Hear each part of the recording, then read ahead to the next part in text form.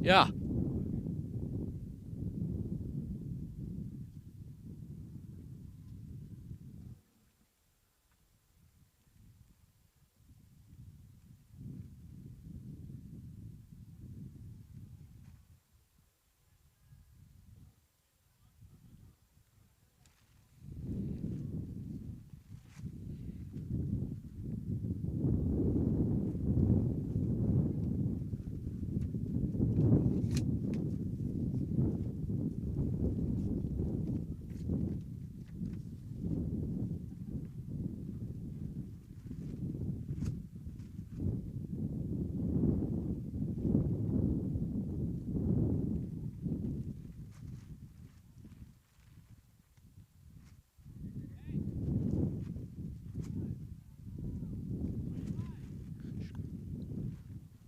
Welcome, Triton Nation, to your home broadcast of the Iowa Central Tritons taking on Grandview JV. It'll be the Tritons versus the Vikings today. As Iowa Central Tritons, they're coming out as we got the cheerleaders lined up for them. They finally make their way back after a 3-week hiatus from Dodger Stadium.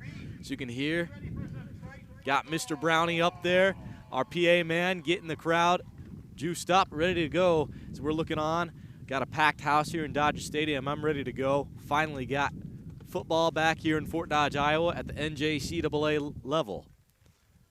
Just tuned in the broadcast, welcome. Listen to Hank Ambrose on commentary today for the Iowa Central Tritons. So we got our Triton Stampede getting ready to go. Lined up with the cheerleaders who just got acknowledged for a huge award a few weekends ago. Here we go. Here we go, go Tritons. Got the IC3 Grandview Vikings. Let's see if they're going to be ready for them today. Grandview's coaching staff has some former Iowa Central players actually on their lineup, on their staff. So they're going to know our offense a little more than a normal collegiate team would. It's going to be interesting to see how the Tritons can pair up today for their first time coming back home in over 3 weeks. Last week they took on Iowa Western, of course, and lost by just a last-minute field goal by 3 points. 20-17 was the final score over in Council Bluffs, Iowa. Colin Swigman, he looked great. He's our kicker. He had a field goal and has made both of his extra points that game, so it didn't come down to him. Just came down to a last-second drive. The field goal was made at the 49th second mark as Byron Jarrett took the boys in blue, tried to storm him down the field, and then the game ended on a final interception to close out the day. But the Tritons, they're hungry. They're back. They're just coming off of their recruiting week as well, as we've had some high school players in the stands rooting on the Iowa Central Tritons. Could be some future Tritons as well, as some local high school football teams, their season has recently ended. Let's see what Grandview has for us. They're going to be coming out in the all-white today. Tritons wearing all baby blue.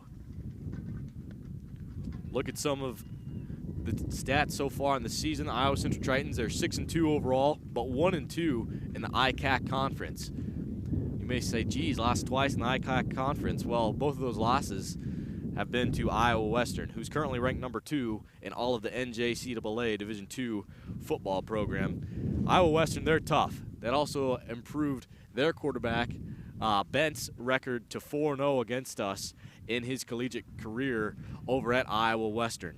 Nate Glantz, he was an All-American last year. He's looking to be an All-American this year. Byron Jarrett has made a name for himself as well this year. He was in and out of the starting lineup last year, but he started all of this season, and he has been phenomenal. He's been top 5 in passing yards, passing touchdowns, and has also been top 50 overall in rushing yards and rushing touchdowns. Often he leads this team in touchdowns and yards overall. Byron Jarrett going to be wearing the number 7 today, as he's going to also be a team captain. So he goes out there with C.J. Christian. I see Garrett Olendyke, and I also see Dalen Bowdy. Those are your 4 team captains today. They're going to go out for the coin toss.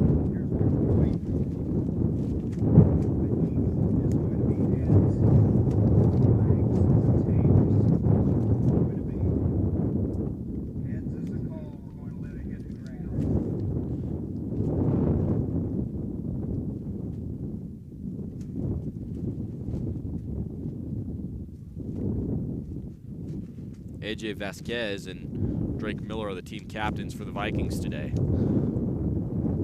Still waiting on the call. Grandview, they won the toss, but they elected to receive. Not a very popular decision. Usually teams like to come out and elect to kick so that they can start with the ball in the second half if things don't plan out the way they want to. But obviously that makes me feel like Grandview wants to go out and score right away against Iowa Central Tritons. They want to set the stone down and gravel the pavement, see if they can take themselves in today. It's going to be a great football game today. Got a little wind here in Fort Dodge, Iowa. That's where we're located. We're inside Dodger Stadium. Wind could play a little bit of a factor in the kicking game, the throwing game, possibly. Yet to see that. But it's pretty windy out here where I'm sitting over in the bleachers.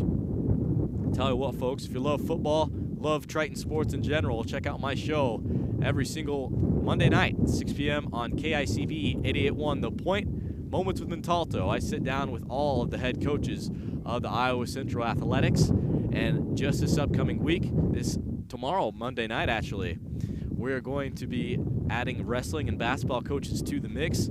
Tried it out with Coach Helly, the men's basketball coach, this past week. He checked in. We had a great time, and I'll tell you what, once again, every 6 p.m. on Monday night on KICB 88.1 The Point, Moments with Montalto. Make sure you check it out. Got some free time on your hands. We have a lot of fun.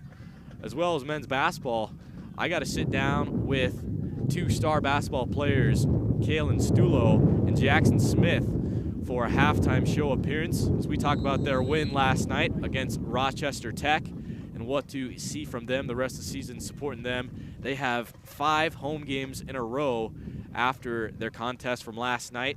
Their next one is coming up on the 9th, so make sure you are prepared for that. They're also going to be taking on Grandview JV. And the kickoff is up. Colin Swigman. The wind does not play a factor in that one. Pins it back deep into the woods. It'll be a touchback for Grandview JV.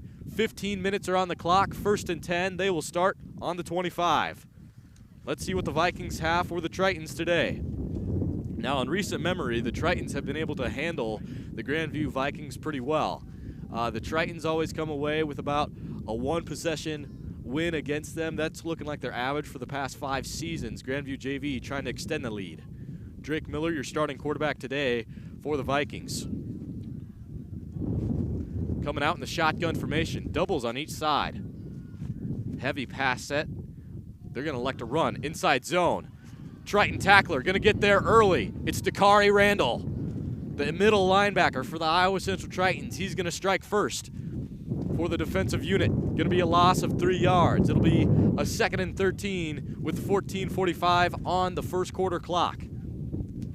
Got 4 quarters here today, 15 minutes per quarter. Hurry up offense. They're going to line up in the same formation as before. Bubble screen, pump faked it. Drake Miller, he called his own number, maybe got back to the line of scrimmage. I'm going to say it's a gain of nothing. It'll get to a 3rd and 13, 14 and a half minutes to play in the first quarter. So far, have yet to let up a yard. Triton defense looking great. They're not going to go for a hurry up offense for their 3rd play. Miller's going to go over to coach, ask him what to do here. Wesley Basil was on the tackle right there. He also had a big-time sack in the game last weekend against Iowa Western. Coach Montalto said on Moments with Montalto that he truly believes that Tritons played with the most amount of heart they've played with all season in their last contest. They're coming out strong today. It's going to be a loss of 2. Garrett Olendyke was the first there to get the tackle for loss. That will bring it to a 4th and 15. And out trots the punting unit of Grandview JV.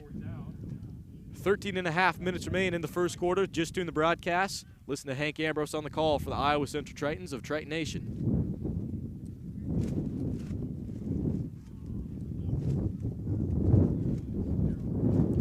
Dominic Cisneros out to punt for the Vikings. Uh-oh. Gonna call his own. He's gonna leap forward. Decide to run forward with it.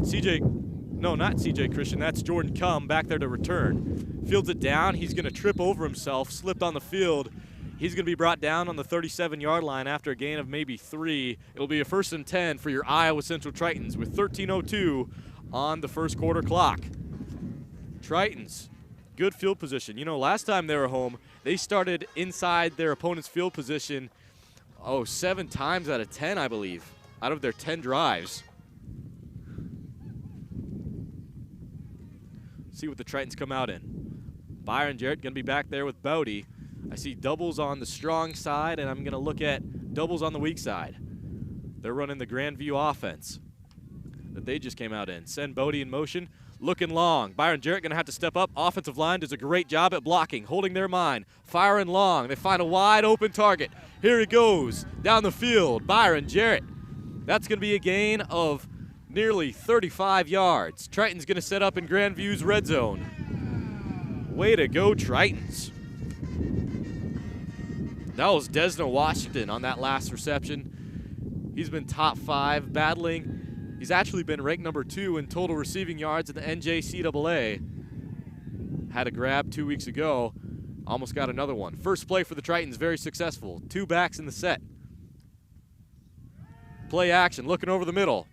Byron to fire. He's 2 for 2. That's going to be a touchdown. Touchdown, Iowa Central Tritons. They're going to call it a 17-yard post route. They sent that one on over to number 14 on the Triton side.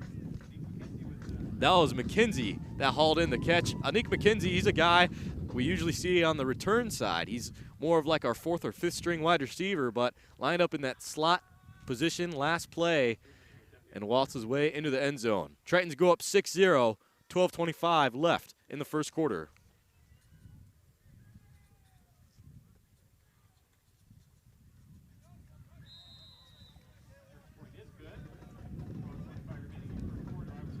And called Swigman's extra point is good. That'll bring it 7-0. Tritons strike first in just 2 plays. Didn't even take them a full minute to get down there and score. They started with the ball with 13:03, 2-play drive, and now the clock is at 12:25 off of an Anik McKenzie 17-yard reception for a touchdown.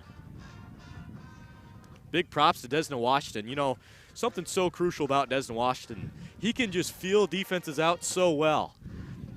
He ran, it looked like a little slant route, wasn't open. Byron Jarrett had to scramble around in the pocket, and then Desno Washington just found himself wide open. He just found an open pocket, and that's what led up to the very first play of the game for the Iowa Central Tritons.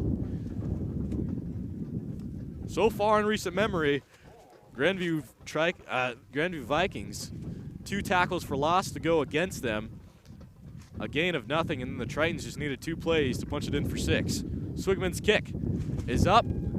It's going to get close. Yes, it's going to find its way into the end zone, take a Triton bounce, and now the Vikings, they're going to have a 1st and 10 on their own 25. Well, maybe the second time's a charm for them.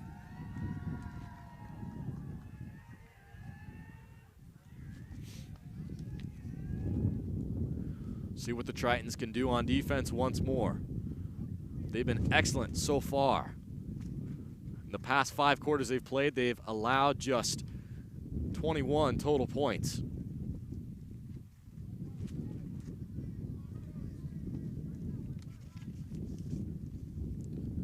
Looking a little different this drive, coming out in a single back set. I see doubles on the weak side. It's going to be a handoff to the tailback. He gets tackled for loss once more. Wesley Basil's over there. Let's see who else. I see Noah Epley also got there in time to lay down the hammer. It's a loss of 2. 2nd and 12 on the 23-yard line.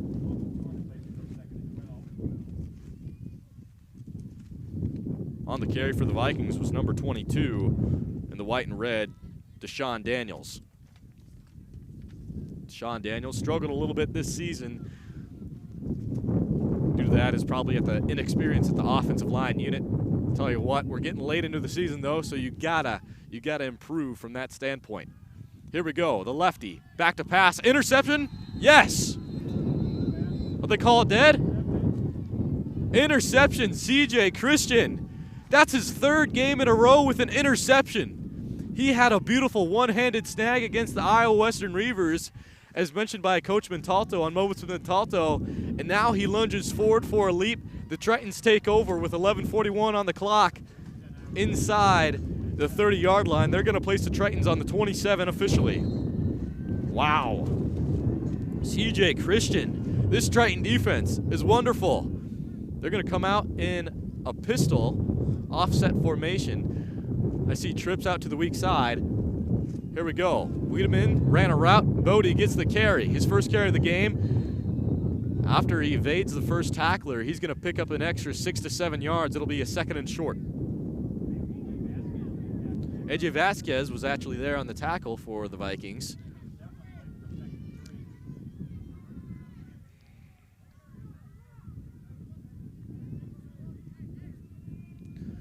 Byron Jarrett lines his guys up, gets him to jump off sides. They have a free play. Gonna have to roll on back. Evades 2 tacklers. Look at him scramble. Byron Jarrett on the run. He's looking for daylight. Hurdles a man. Byron Jarrett. Go crazy. Oh my goodness. Byron Jarrett. 6'4", over 250 pounds, built like a tight end, but he can hurdle you like he's a little wingback. Oh my goodness. The athleticism by Byron Jarrett, the 3rd-year player for the Iowa Central Tritons. He redshirted, got an extra year of eligibility because of the COVID year. That was crazy. Byron Jarrett, that's going to go down as one of my favorite plays of the season. Big-time hurdle inside the 15-yard line. Tritons get another first down. It'll be let's see where they place it. It'll be a 1st down and goal on the 5. Come out, trips to the weak side. Tritons are on a roll. Anik McKenzie, he comes in motion. He's looking for his 2nd touchdown. He will get it off of a jet sweep. That's a 5-yard touchdown by Anik McKenzie as he strikes twice, as well as the Iowa Central Tritons. I don't know who's playing best. Is it Desna Washington? Is it Anik McKenzie, Byron Jarrett, or CJ Christian? Oh my goodness. Iowa Central Tritons. Grandview JV, tell you what, now they're going to be wishing that they ended up kicking off to start this game, because now they're in a position where they're not going to get the ball back to start the 2nd half. And folks, we have the Iowa Central band here, along with the cheerleaders. They're going crazy. Oh yeah, chants back there. Swigman's PAT is up, and it's good. 14-0 with 10:48 left in the 1st quarter.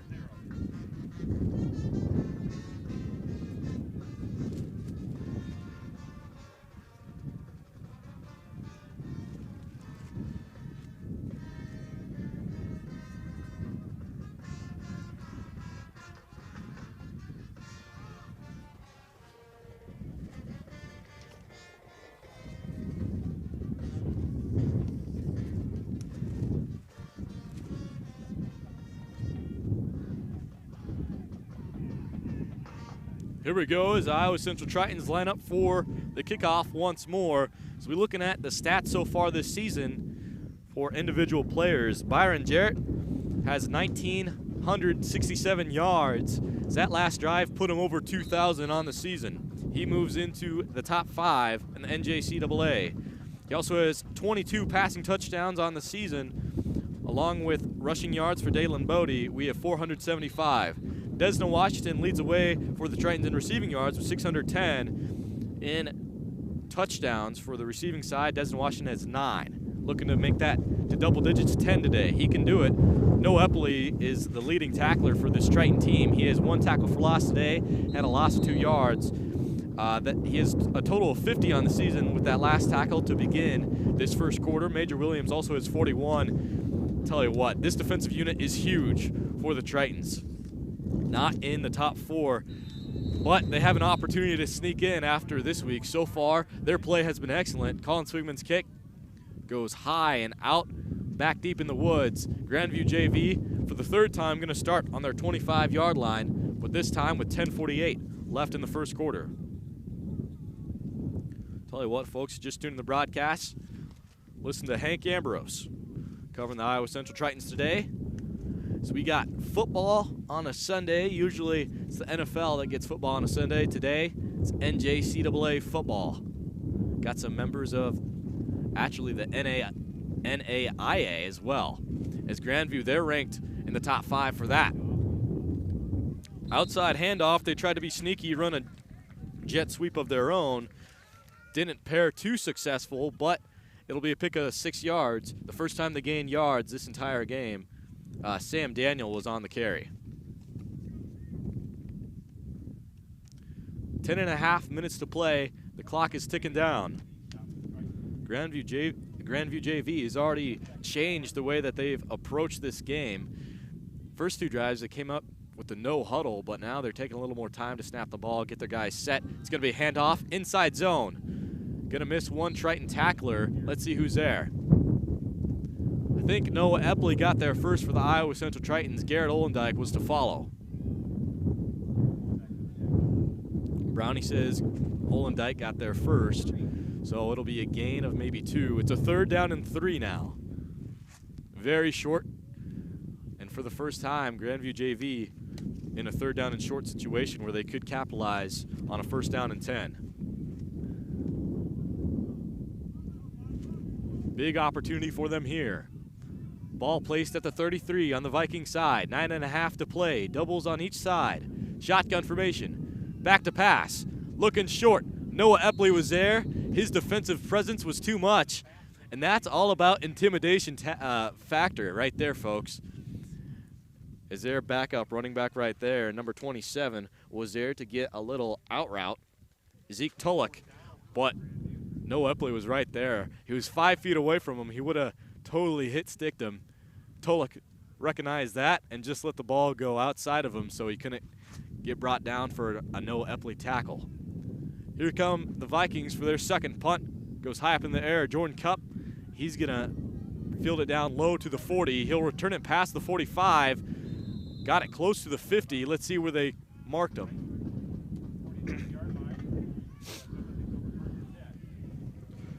Brownie says that Jordan Cumm stepped out at the 49-yard line on the Triton side, so that's where I'm going to agree with him right there. 9:14 left in the 1st quarter. The Tritons will come out for their 3rd drive of the game. The starters will remain out there. See how long the starters will stay out today. So far, it's looking really good. Shouldn't jump too ahead of myself here. Got trips out to the strong side for the Tritons. A single wide receiver stands alone as well. Gonna fire out to him.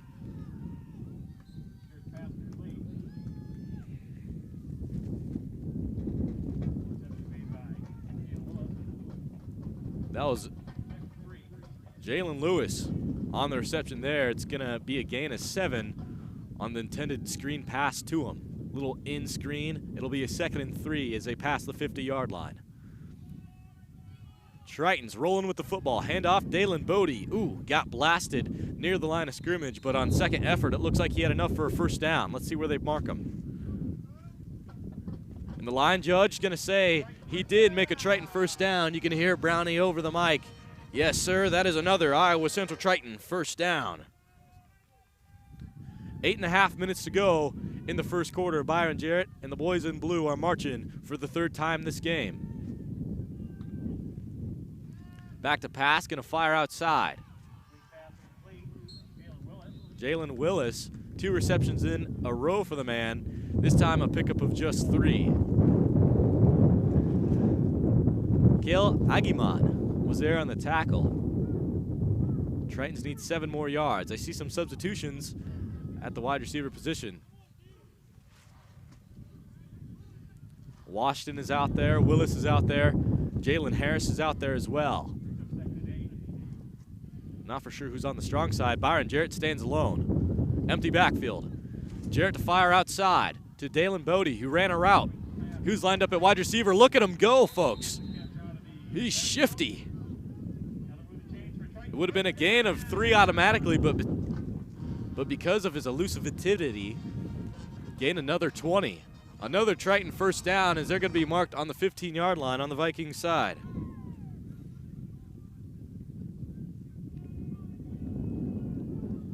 Byron Jarrett going to line up 2 backs in his favor. Doubles on the weak side. RPO, Byron Jarrett looking long. He's going to keep it for himself. Call his own number. He's going to be shoestring tackled by number 36 for the Vikings. That's his 2nd tackle of the game. See on the official name, AJ Vasquez. I recognized him, not for sure on his last name. So that'll bring it to a 2nd down and 4. Triton's going to be marked on the 9-yard line inside the 10. Bodie's out there at running back.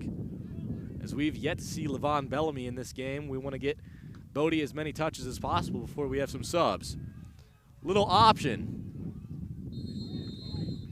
They're going to pitch it outside to him. Byron Jarrett could have kept it for himself. Great ball awareness. Another Triton first down. They're going to be marked inside the 5. It'll be a first down and goal marked on the 2-yard line. And with how well the Tritons have been playing on offense so far, this should be a gimme. Trips to the weak side. Here comes Harris in motion. Fakes the pitch. Byron Jarrett calls his own number, keeps it for himself. It's a quarterback keeper. A 2-yard rushing touchdown for the man himself. Lucky number 7, Byron Jarrett, scampers in for 6.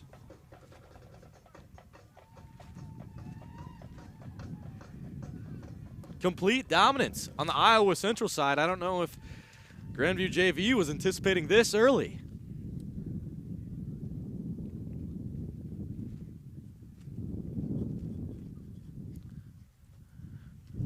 So Triton score. Swigman lines up for the extra point. Here it comes, folks. Goes up, and it comes in. 21-0 with 6:21 left in the quarter. Go Iowa Central Tritons. Now what we've seen as of recent history is every single time Colin Swigman has been able to kick it back deep into the Vikings end zone and bring out a touchback, hasn't been a single first down made on the Vikings side. Not only that, but the Tritons have scored off of 3 turnovers so far. Tritons looking dominant. They got to just keep it rolling now.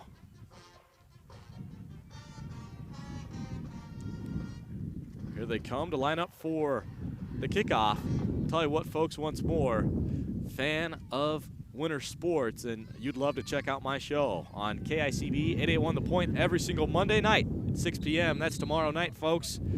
Listen to myself as I host Moments with Montalto. I sit down with Coach Montalto, sit down with Coach Horn, and much, much more. Coaches will be added to the mix for the upcoming winter sports season for the Iowa Central Tritons. We're going to talk with Coach O, Coach Ortmeyer. Going to talk with Coach Helly and Coach Moffitt for Triton basketball and wrestling for their respective sports, their season ahead, and what to expect from some of the best athletics in all of the NJCAA. Penalty marker is on the play. The second thrown of the game. I didn't see what. I was looking at the kick to see if Colin Swigman can pin it back deep there. Let's see the call. As the head officials are talking it over right now.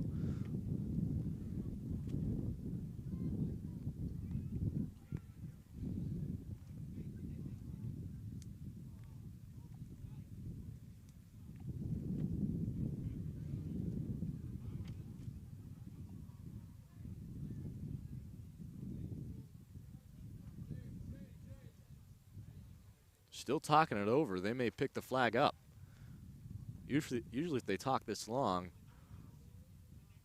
Oh, geez. Let's see.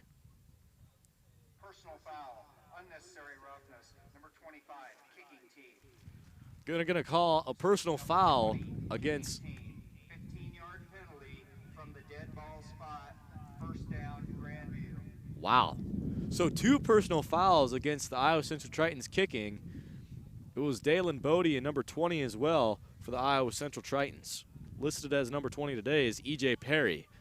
He's a 2-year defensive back for the Iowa Central Tritons, in and out of the starting lineup. We see him a lot on the weak side playing nickel cornerback.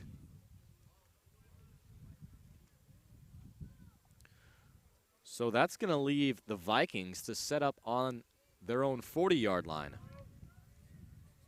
as they gain 15 yards off of the double personal foul. They're going to line up in a single back formation, 2 wide receivers split out wide. It's going to be a halfback outside read. Let's see who's there first. I think it was Tweeman.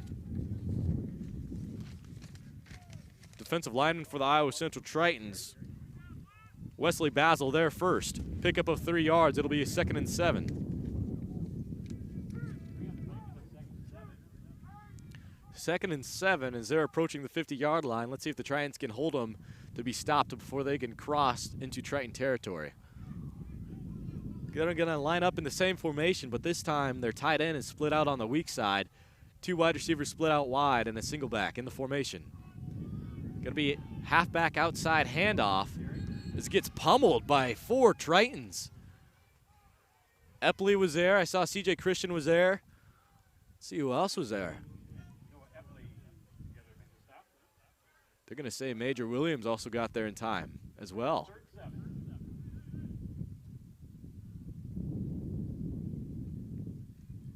CJ Christian, Major Williams, both been in and out playing cornerback and hybrid safety type of role. Very lean, very athletic, very mean. They know how to bully ya. 3rd and 7, 5 minutes to go in the first quarter. Shotgun formation. 2 wide receivers spread out wide. See what the Vikings have up their sleeve.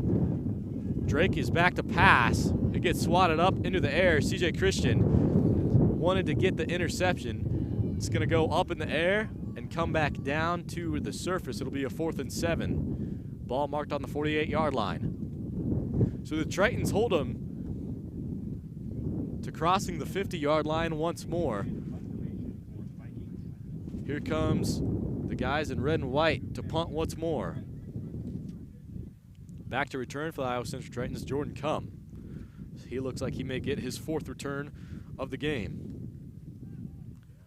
Kick is up, going to field it down near the 30. He's going to call a fair catch. And it looks like another flag will be thrown on the play. Possibly another personal foul against the Iowa Central Tritons. Not for sure exactly, but I saw some extracurricular on the far side, farthest from me. I think it was Keegan Brown. Let's see what the official call is and if they pick it up. Well, the Tritons will take possession of the football for the 4th time today with 4:47 left in the first quarter. Personal foul. Here comes the call. Number 35, receiving team. Yep. 15-yard penalty. It's going to be called against Keegan Brown. He's a linebacker. Where's the number 35? This is an unnecessary roughness. So he sat on a guy out there near the 35 marker. Wanted to find a lane for Jordan Cum to be able to run down the field, but Jordan Cum, he called a fair catch. That's going to bring it 21-0 for the Iowa Central Tritons as they're toppling over the Grandview JV Vikings. So that's going to be, I believe, a loss of 15. That's going to place the Tritons on their own 15-yard line. Byron Jarrett, he's going to go out there with Bodie, doubles on each side. Triton offensive line has been dominant so far. Byron has had so much time. That's 5 seconds to throw. Firing deep to Harris. It's caught. Here we go. An 85-yard receiving touchdown. Iowa Central Tritons are cooking with canola oil. 4.5 minutes remain in the first quarter. Tritons bring it up for another score. 27-0. An 85-yard bomb after Byron Jarrett had about 6 seconds to throw it in the pocket. Wow. Tritons have packed the house today in Dodger Stadium, and it has played out into a very well factor. Colin Swigman going to have a busy day taking extra points. He's 3 for 3 thus far. Here comes his 4th. It is up, and it is in for an extra added point. 28-0 with 4:35 left in the first quarter. We got a whole lot of football to be played, folks. Just joined us. Welcome. Tuned into Triton Nation's YouTube channel. Listen to the voice of Hank Ambrose. Rooting on the Iowa Central Tritons today as they just got in for an 85-yard score.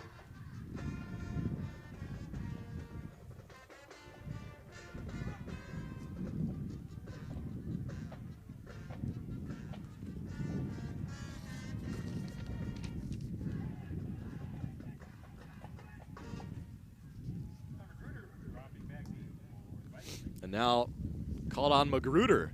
He's going to have a crack at returning for the Vikings. Haven't seen him make a return yet. And Swigman has been bombing him out of here. So we look ahead of the Triton schedule. We got this game today, the November 7th, against Grandview JV. Looking like the Tritons are going to roll through this one. 28-0, 4.5 to go in the first quarter. Next week, they're going to be playing Ellsworth home. That will be broadcasted here on Triton Nation's YouTube channel as well. It'll be a noon kickoff on November 13th. So you're going to have one extra day, not one extra day, but one less day to prepare in normalcy. You usually have 7 days to prepare against your opponent. Triton's going to have just 6 when they take on Ellsworth. They did beat Ellsworth at Ellsworth earlier on in the season, 66-17, in their most dominating performance thus far. If you're curious to how the rest of the season has gone, in order, September 5th, they went on against Lackawanna over in Kansas, got the victory 28-21. They were at College of DuPage as well, 41-14, and then they had their first home game against Gordon Fine Arts, 84-6. Iowa Western then got the best of them, 36-22. That was a home game. And then Air Force Prep, they traveled down on the 2nd of October, 42-7. And then we had 3 road games in a row. At Ellsworth, 66-17, that was previously mentioned. At Highland, 41-0, their only shutout on the season. And then at Iowa Western, traveled up to Council Bluffs, Iowa, got a 3-point loss. They lost 20-17. Today they're playing Grandview JV. It's looking great so far. We have continuous clock running. It's a 2nd and 8 in Dodger Stadium for the Grandview Vikings. They're going to hand off. It's going to be a pickup of maybe to the line of scrimmage. I'm going to say a pickup of nothing. Gain of nothing. It'll be a 3rd down and 8 on the 26-yard line on the Vikings side. Henry Worth was last on the carry. Henry Worth listed as the 3rd string running back. He's going to stay in a power back set in the shotgun formation. 2 wide receivers spread out wide. The lefty, Drake, is going to fire. Goes over the head and out of bounds. Here comes a 4th down and 9. Pass was intended for Gruder that time. He's the return man for the Vikings. They're going to send out the punting unit once more. Vikings have yet to pick up a 1st down today, as they're going to be punting. Let's see, how many times does that make it? It'll be the 4th time they're punting since one of their drives resulted in a C.J. Christian interception.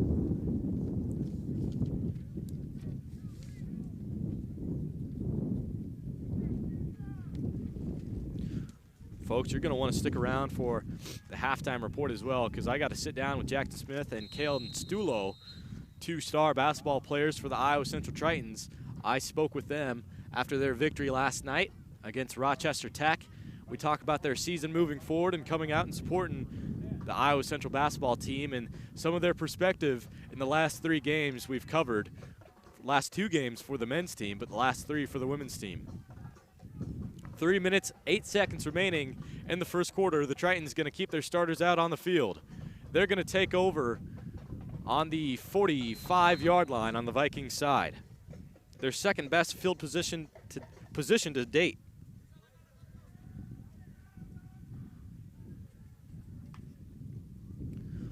Byron Jarrett, halfback toss outside to Bodie. Bodie yet to punch it in for 6. Ooh.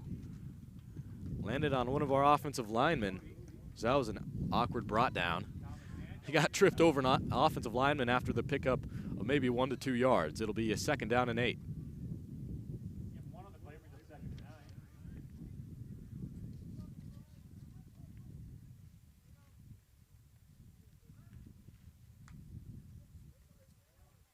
Here we go, Byron Jarrett, he's rolling out, he will fire short.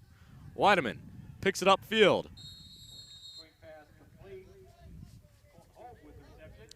That was actually Colton Hogue on the reception, my apologies.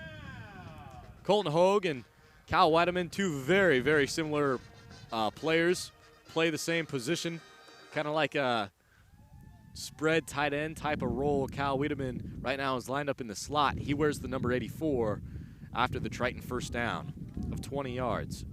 Triton set up on their own 32, on the Viking 32-yard line. They're marching down the field. Handoff Bodie, working outside, pickup of 5, pickup of 10. Oh, and the ball's punched out after Bodie picked up more than 10 yards. The ball rolls out of bounds, and there's a penalty marker on the play. I was watching the ball, so I missed the flag. Let's see what the call is.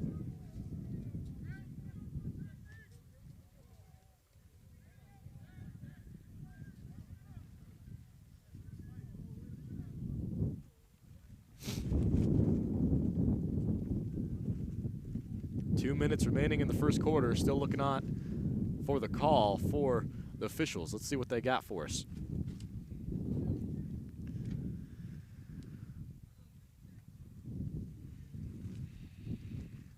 Looking forward for our next broadcast as Triton basketball going to be held at Hodges Field House. Make sure you support them on the 9th in just 2 days on Tuesday. Oh, here's a call. 10 yards, spot of the foul. Replay the down. First down. So it was holding on the offense. They don't say who it was. That was holding on the offensive side. So I can't report that to you, but it'll be a replay of down. So at least it'll remain a first down, but now it'll be a first down and 14. A loss of 5 yards to keep it at first down. Shotgun formation for the Tritons. They're going to be marked on the 36. The clock is ticking down. Jarrett tried to get him to jump off sides. He's going to scramble out to the left. He's looking long. He will fire short to Colton Hogue. Another flag is thrown near Hogue. Ah, goodness.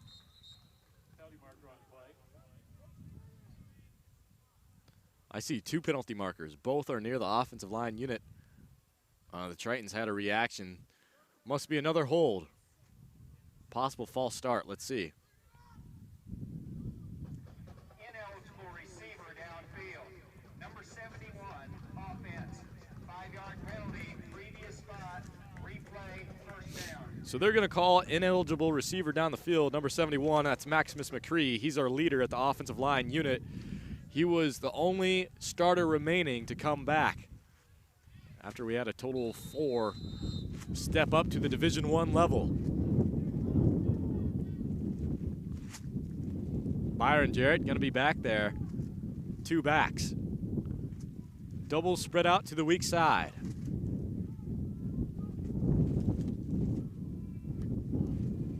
Jarrett going to hand off to Bodie. Bodie cuts up field. After the 1st and 20, a pickup of 6 yards.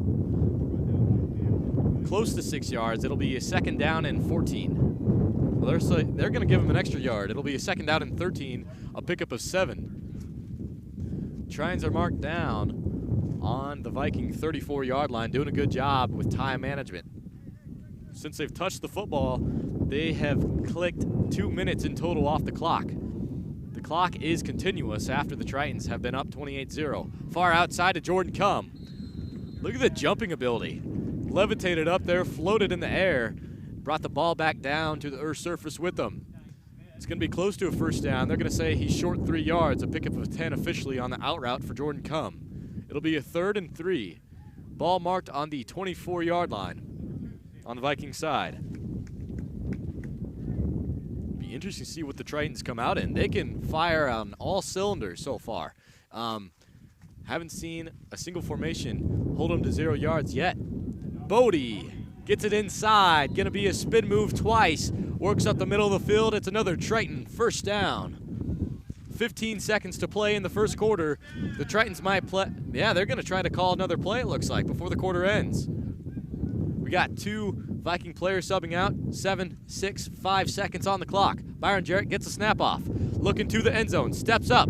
He can call his own number. He's going to fire outside. Oh, he just can't hold on to the football. It was Cal Wiedemann. Byron Jarrett. Oh, man. Byron Jarrett wanted that one. Byron Jarrett, such great pocket feel. He can scramble around. He fired outside. Tell you what, he's not the front runner to be an All-American, but if he's not an All-American, he's going to make the 2nd team in the NJCAA. He's such a stud. I mean, he can lead your team to rushing touchdowns, passing yards through the air, or passing touchdowns. Byron Jarrett, the leader of the Iowa Central Tritons. He's put together a wonderful season so far. The Tritons still have an opportunity to sneak into the NJCAA playoffs. If you didn't know, folks, NJCAA, they switched up their playoff format this year.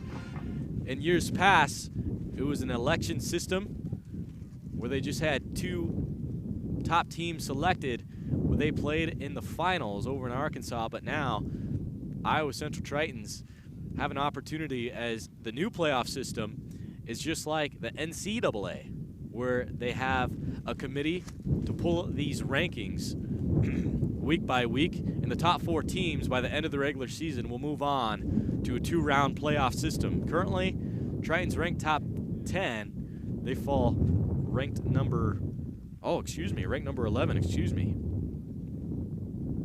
confused a 1 for a 0 on my sheet. My apologies. They're ranked number 11. Last week they were ranked number 6 when they went on to take Iowa Western. So they're outside the top 10 currently. This could propel them forward. If they make the playoffs, they'd have to sneak in a big way. Otherwise, still have an opportunity for a bowl game. Here they come. Out of the first quarter, Byron Jarrett. He's going to fire to the outside. Dalen Bodie, he gets in for the first time today. On a little 2-yard out route. It'll be a 5-yard receiving touchdown for Dalen Bodie. It's Byron Jarrett. Probably should have had a passing touchdown a moment ago. He's going to get it to open up the second quarter. The Tritons score with 14:53 left in the first half. Colin Swigman going to line up for the extra point. It'll be his 5th try today. That last drive took the Tritons 6 total plays. Started with 3:08 in the first quarter. They ended their drive with 14:53 at the start of quarter number 2. That's a total of 3 minutes and 15 seconds clicked off the clock as Bodie got himself a 5-yard receiving touchdown.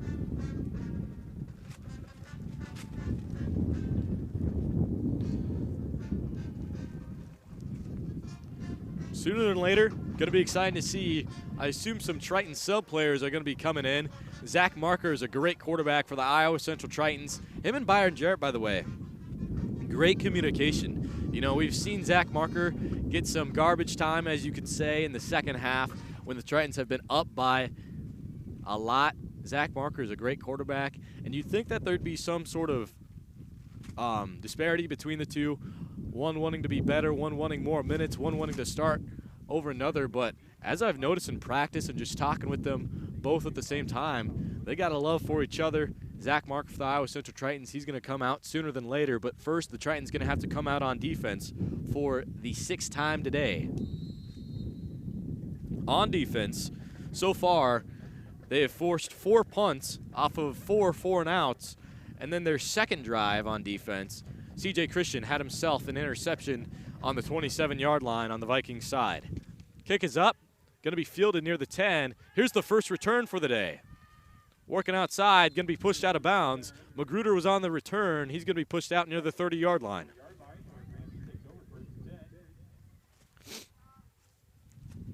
See where they mark him officially. It's going to be close to the 30. Maybe up by the 35. From where I'm sitting, I'm going to say he's on the 30. Got some Viking players in the way from what I can call. So it'll be a 1st and 10 for the Vikings with 14:50 left in the second quarter.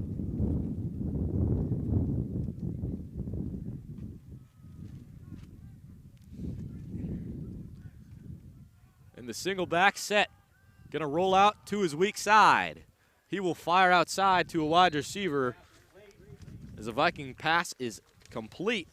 It's going to be a pickup of a first down, the first first down on the day for the Vikings. Ahmad Glass was there to get the tackle for the Iowa Central Tritons. The guy that got the reception, Kale Sneddon. Once again, folks, that's the first time the Vikings have picked up a first down today. Sure, coach didn't want to allow a first down today so far, as we've been very successful. 35-0. Continuous clock is running. Inside handoff.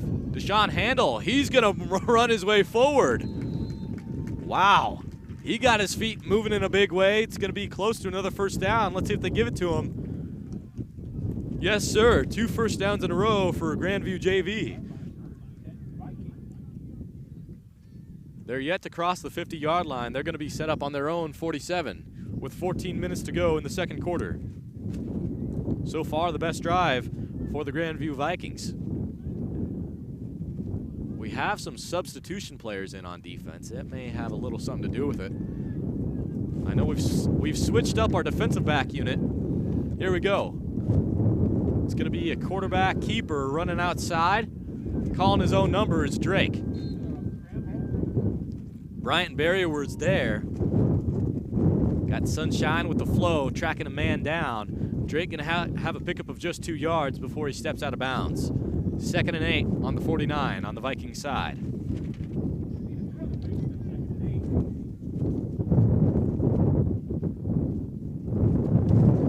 I said at the beginning of this broadcast, folks, Grandview's coaching staff has some former Iowa Central Triton players on the staff, but they have not been able to emulate the same offense that Montalto's men has brought forward. Shotgun formation, doubles out to the strong side. Drake, he's going to hand off short. And who's there first? Looks like Garrett Olendyke. His third tackle of the game and his third tackle for loss. A loss of 3 yards, a 3rd down and 11 for the Vikings.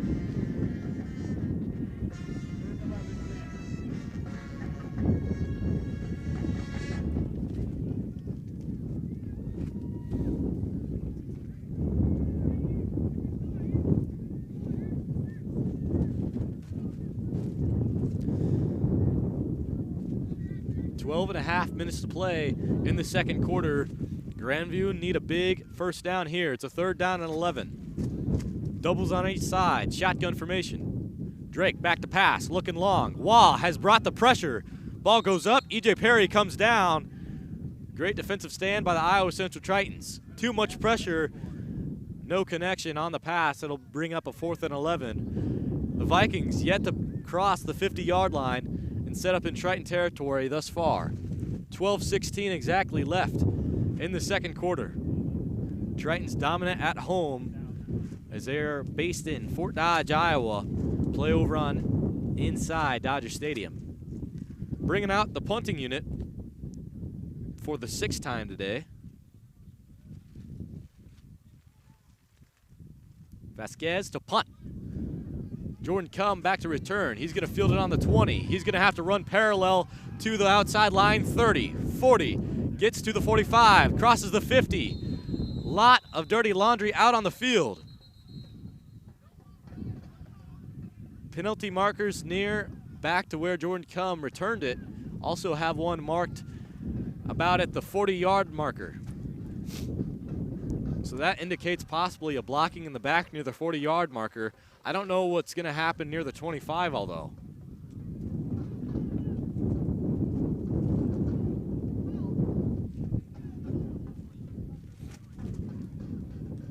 Still waiting for the call. Whatever the call is, the Tritons going to set up for their 6th drive of the game with 12:03 left in the first half.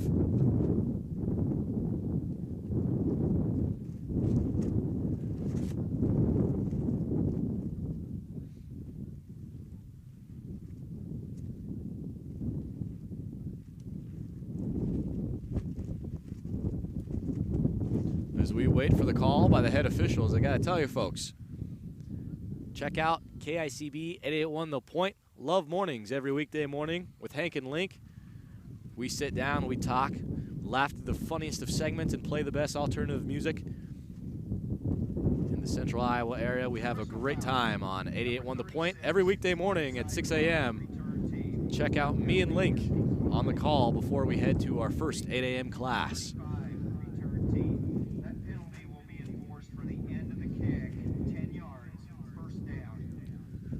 So it was 2 penalties. Both of them were holding on the return team.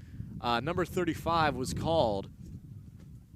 That was Noah Brown. That's his 2nd penalty that he's caused on a return.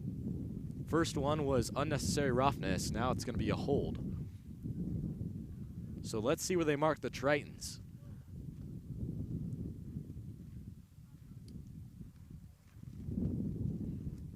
The hold happened. Spot of the foul, they may lose an extra 10 yards.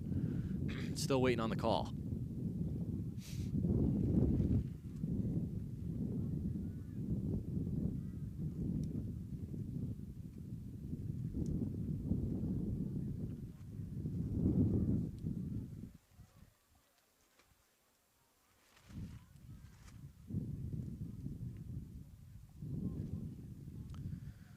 They will lose an extra 10 yards. That'll make the Tritons set up in the worst field position they've had thus far. They're going to be on their own 10-yard line. 2 drives ago, they had an 85-yard receiving touchdown from Jalen Harris. Doesn't mean it can't happen again. Byron Jarrett remains in the ball game. along with the rest of the offensive starters. We have switched out the defensive starters. Still got the offensive guys to cook the field. Jordan Cum gets himself a little slip screen. Works out the field, gets a gain of at least 15. They're going to say a gain of 17 officially for Jordan Cum.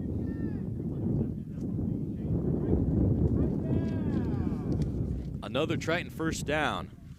Under 12 minutes to play in the second quarter. Triton's going to be marked on the 27-yard line on their own side.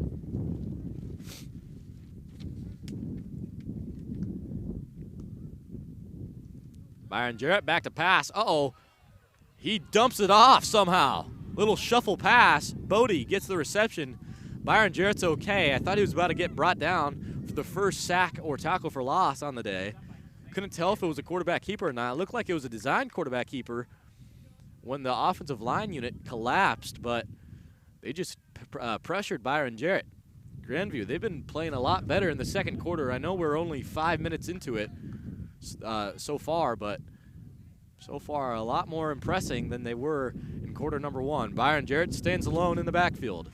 Harris goes in motion. Trips on the strong side. It's a screen towards Willis. It's Jalen Willis. Look at the man go. Breaks it over to the 40-yard line on the Vikings side. That's a pickup of over 30 yards. And another Iowa Central Triton first down. Band's getting loud.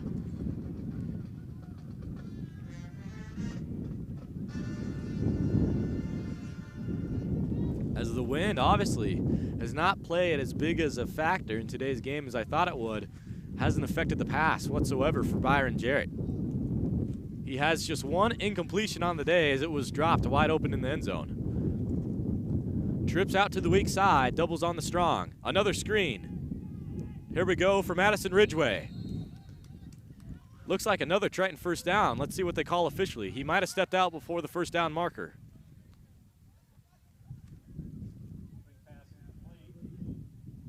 They say that he did. It'll be a second down and 2. Swing pass complete to Madison Ridgeway. Triton's coming out. Hurry up offense. 10:22 left in quarter number 2. Ridgeway stands alone. I see trips out to the strong side. Byron Jarrett in the pistol with Bodie. It's a handoff to Aylin Bodie. Yet to see Levon Bellamy get a single handoff. Bodie picks up a block. Finds another. Makes a man miss. Another pickup of over 20 yards. The Triton's going to set up inside the 20. Uh-oh, we do have a Triton down. We had a Triton offensive lineman down. It appears he's okay. He gets back up. Another Triton first down as they're going to set up inside the 20.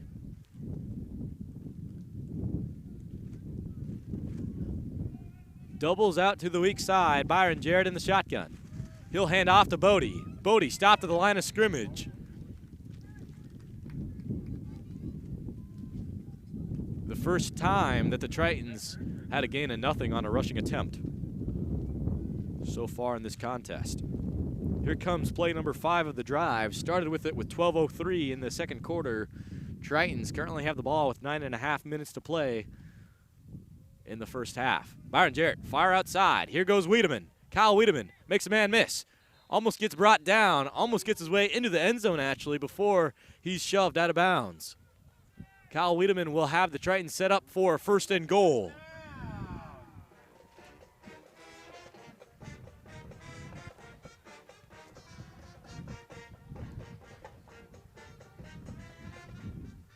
First and goal, Tritons. Trips out to the strong side. Bodie's also in formation at power back.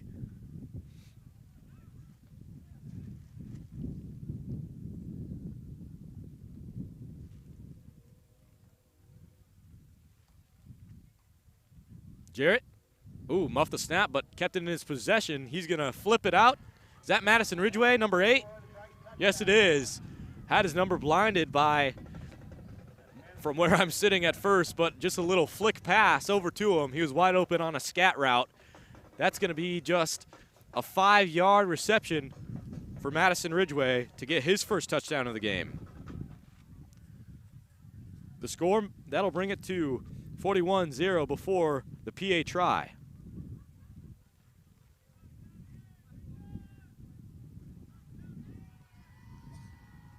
Swigman's kick is up, and it is good.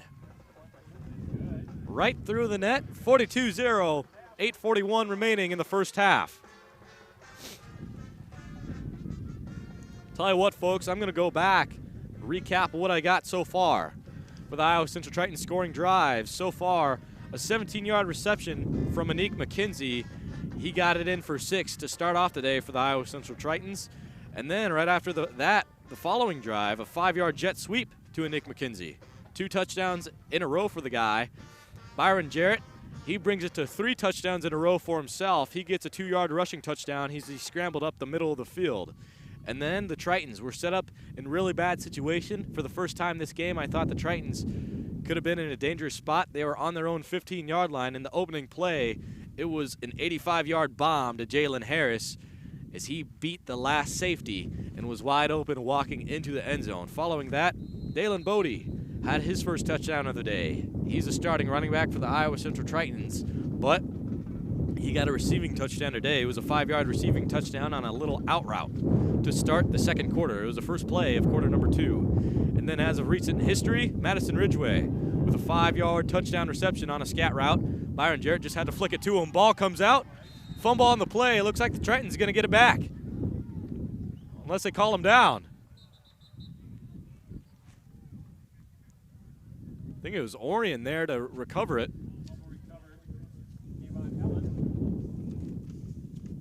Kayvon Ellis was actually the one to recover it. I thought it was Orion.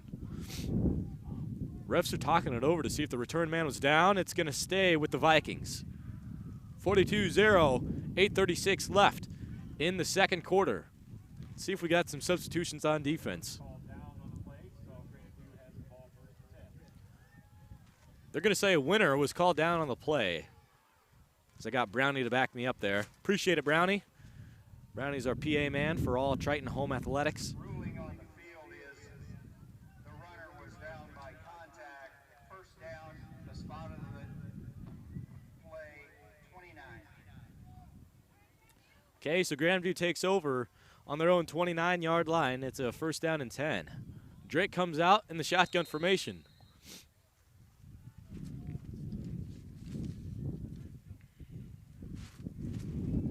See, quarterback keeper for Drake. Runs up the middle of the field.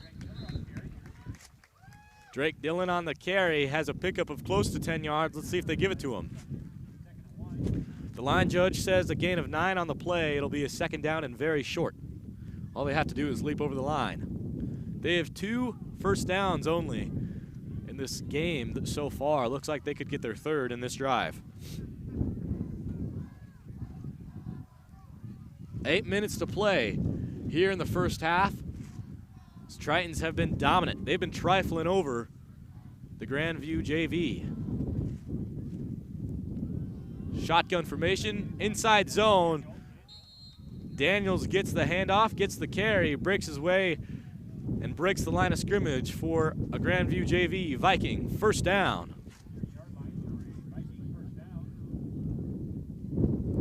Grandview JV going to be set up on their own 43-yard line. They've yet to cross the 50-yard marker today. Let's see if they can do it in this drive.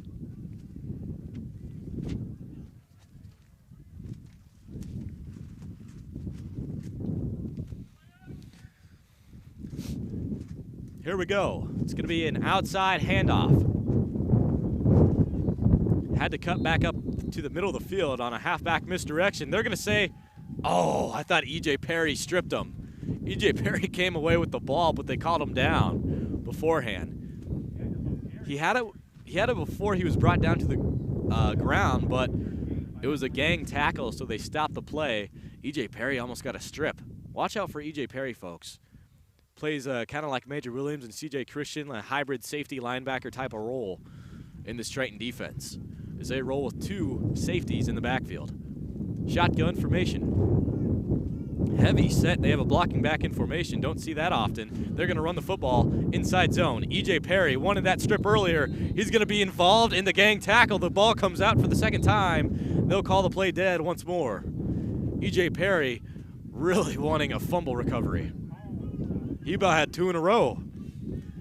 It's a gain of 4 on the carry. It'll be a 3rd down and 4. Ball's going to be marked on the be close to the 49. Either 48 or 49-yard line. They're going to say the 49. Let's see if the Tritons can stop them from crossing the 50-yard line.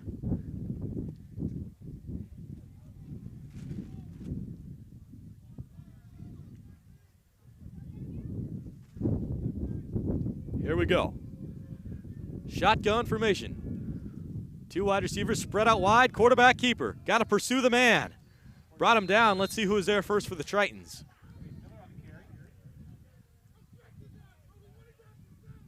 Drake Miller was on the carry.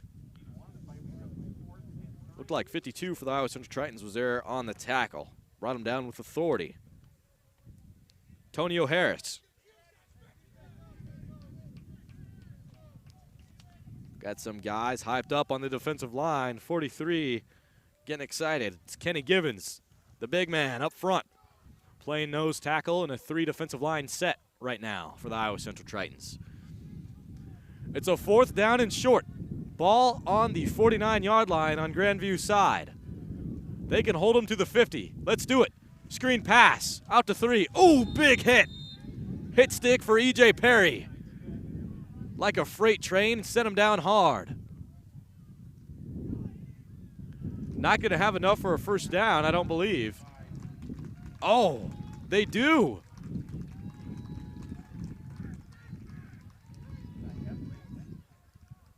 You know, looks like the first team defense going to come back out on the field. The second team going to be brought back out there. It'll be 1st and 10 for Grandview. Their 4th first down of the day. They took over with 8:35 left in the first half. 4.5 minutes remain currently.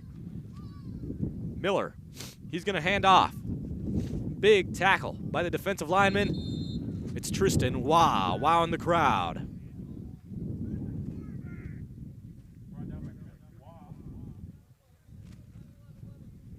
Here comes play number 6 of the drive. After the gain of nothing, Tristan Waugh there first. He gets his first tackle on the day. He was the only returning starter at defensive line. He's been a leader on the defense as well this season.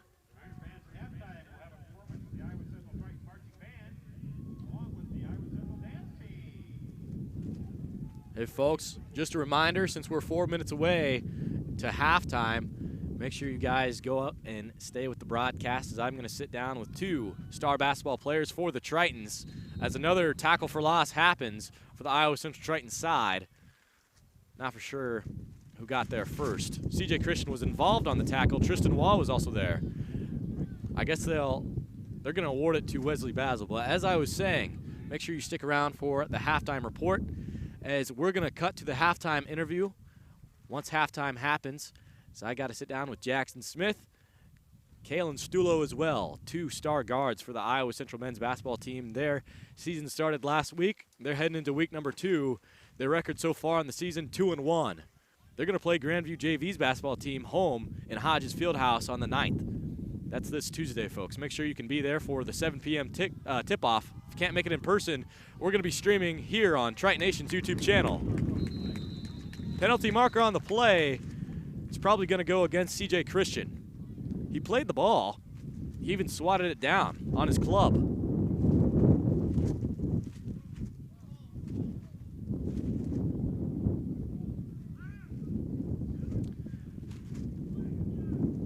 As we're waiting on the call, I would just like to say, you know, Major Williams last season,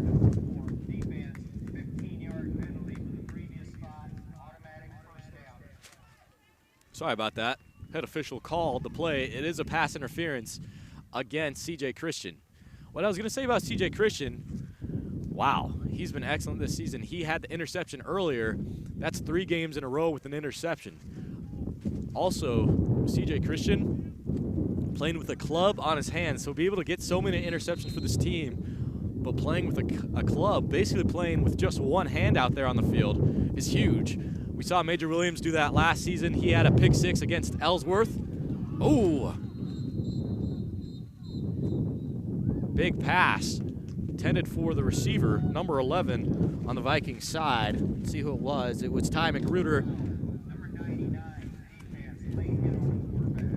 Late hit on the quarterback against number 99 on the Triton side.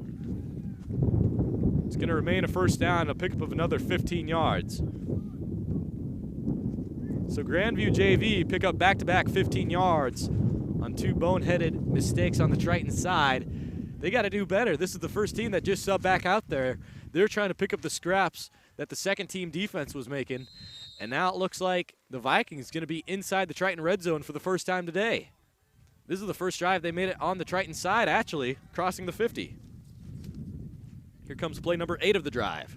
2:45 left in the second quarter. Tackle for loss. Bryant Barrier swarms the crowd. Man with the best hair in all of NJCAA football was there first. Bryant Barrier there for the tackle for loss, a loss of almost 5 yards. Officially a loss of 4. It'll be a 2nd and 14.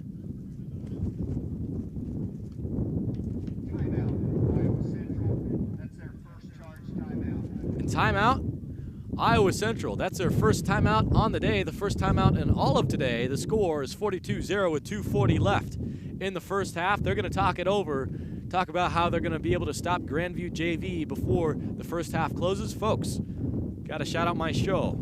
If you're a fan of Triton sports, make sure you check out KICB 88.1 The Point every single Monday night at 6 p.m. as I sit down with the head football coach of the Iowa Central Tritons, Coach Montalto. As I'm the host of Moments with Montalto, I recover the past weekend's game with Coach Montalto. We also sit down with other head coaches around Iowa Central campus. We're installing basketball coaches, basketball players, wrestling coaches, and wrestling players or wrestlers to the mix as well this upcoming week for the rest of the winter sports season to talk about their respective sports. We'll also talk Triton volleyball. As they've been dominant, they're going to go down to nationals as they won Region 11A tournament hosted in Fort Dodge, Iowa, actually in Hodges Fieldhouse.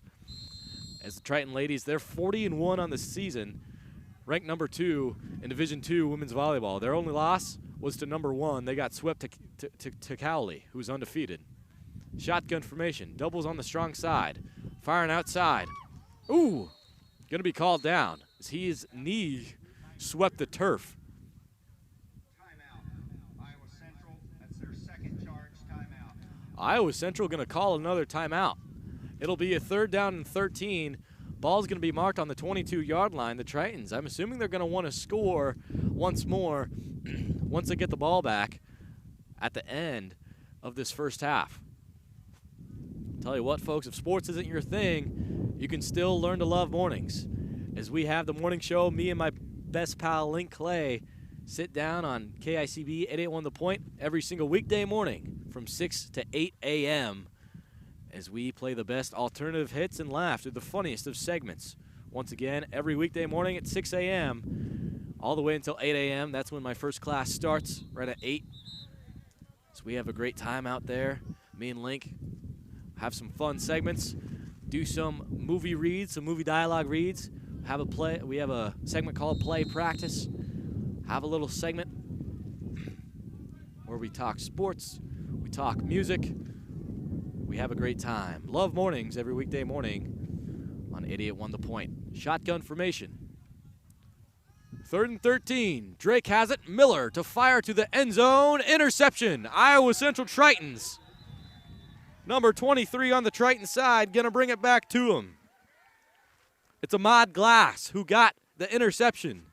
Had to lunge out for it, laid his body on the line, and got the interception. In and out of the starting lineup on the defensive side. Big time for the Iowa Central Tritons. They'll take over with 2:27 left in the first half. The score, 42-0. Folks, if you just tuned in the broadcast, welcome. Listen to Hank Ambrose on the call for the Iowa Central Tritons. They'll set up on their own 20-yard line as the Triton starters on offense come out once more after the big-time interception by Ahmad Glass. That's 2 interceptions going for the Tritons in the first half. Ahmad Glass and C.J. Christian rolling out wide. Colton Hogue puts his shoulder down and runs a man over. Pickup of at least 8 yards, possibly a first down. going to be close. I think he might have stepped out before he got there. He did. It'll be a 2nd and 2.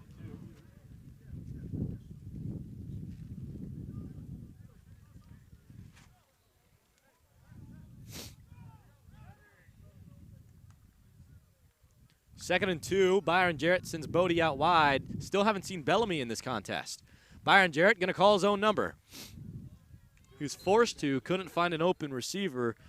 Bodie was the only guy, but it was onto his weak side. Possibly could have got tipped. It was a good call. It's a Triton first down after the pickup of 3.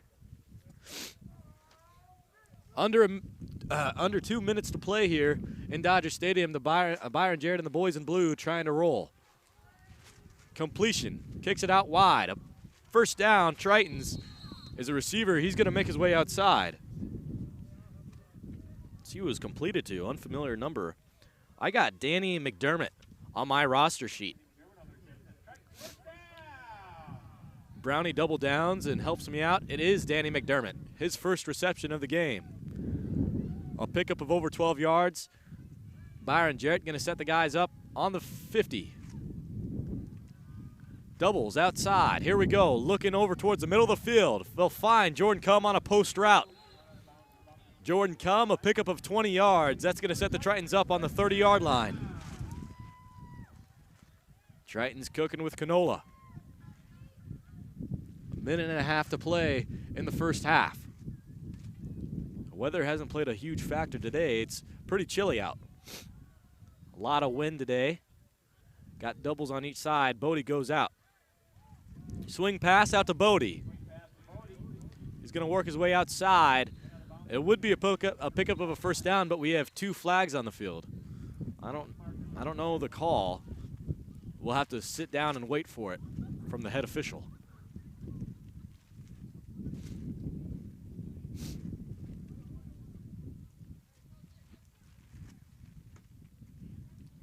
Personal foul, roughing the passer, number 15. Oh.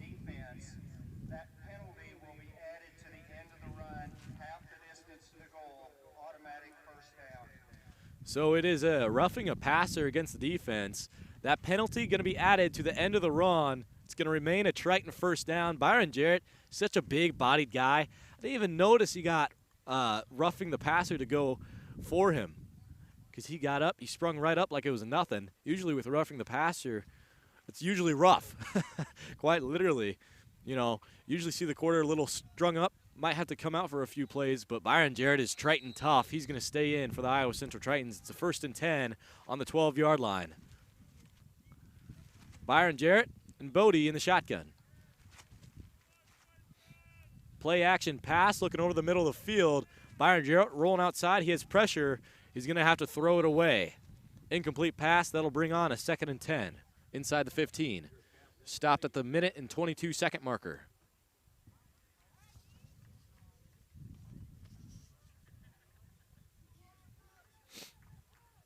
Here comes the 6th play of the drive for the Iowa Central Tritons as they want to add one more onto their tally. They have 6 touchdowns so far. They're trying to make it 7. Can number 7 do it? Byron Jarrett, back to pass. Fire over the middle of the field to Colton Hogue, looking for his first touchdown. They're going to say the ball came out. It's about far on my side. They're actually going to rule it incomplete. So 2 incompletions in a row. That'll bring on the first 3rd down. Tritons have yet to see that. It'll be a 3rd down and 10 inside the 15. A minute 16 left to go in the first half. If you just tuned in the broadcast, welcome. Listen to Hank Ambrose on the call for the Iowa Central Tritons.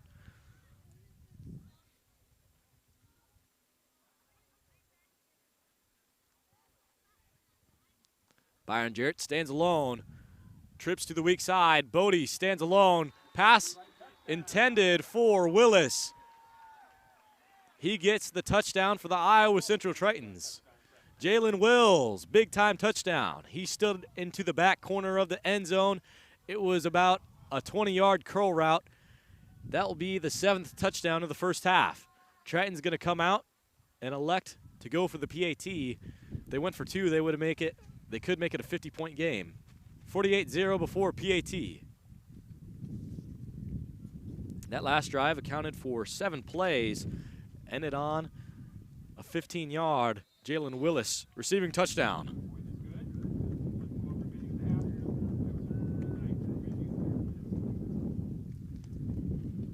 So still got a minute and 12 seconds to play in the first half.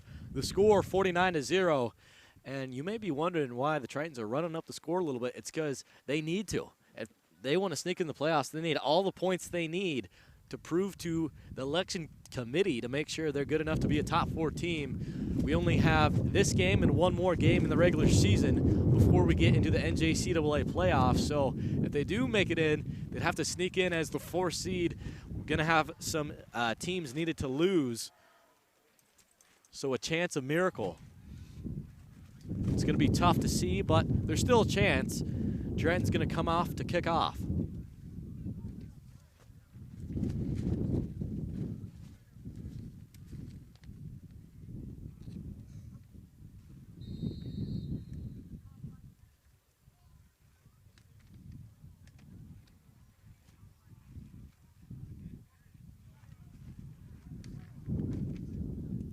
Here comes the kick off of Swigman's foot.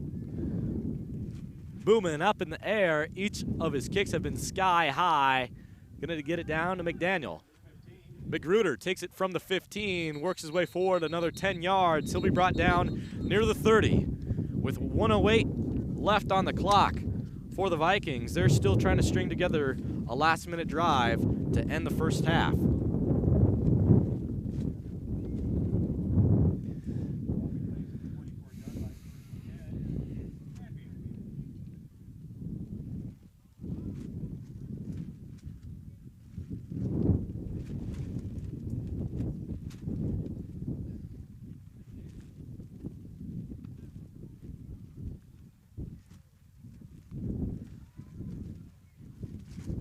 He must have stepped out way before the 30 because they're actually near the 20.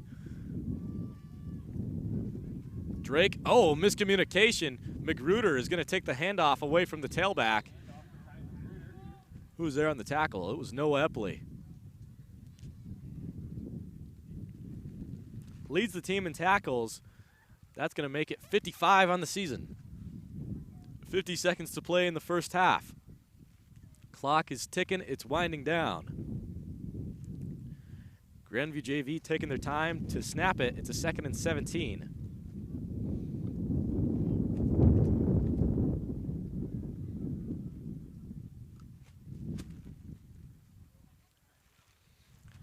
Single back formation. It's a handoff. Outside. Noah Epley was there once more. I also saw Garrett Olendyke race towards the running back. He was honing in on the tackle. He got there in time. It's a pickup of just 4. 10 seconds to play. That was most likely the final play of the first half. Yep, they're going to let it wind down. The Tritons, they've been dominant early on. The score, 49-0 at halftime. Tell you what, I'm going to give you the halftime report, but in just a few seconds here, I'm going to cut to the halftime interview I got to conduct with Kalen Stulo and Jackson Smith, but I just got to say the halftime score, 49-0 for the Iowa Central Tritons as they come back for the first time in over 3 weeks in Dodger Stadium, home in Fort Dodge, Iowa. Iowa Central Tritons, they've been dominant. Let's see what they can do to head into the second half.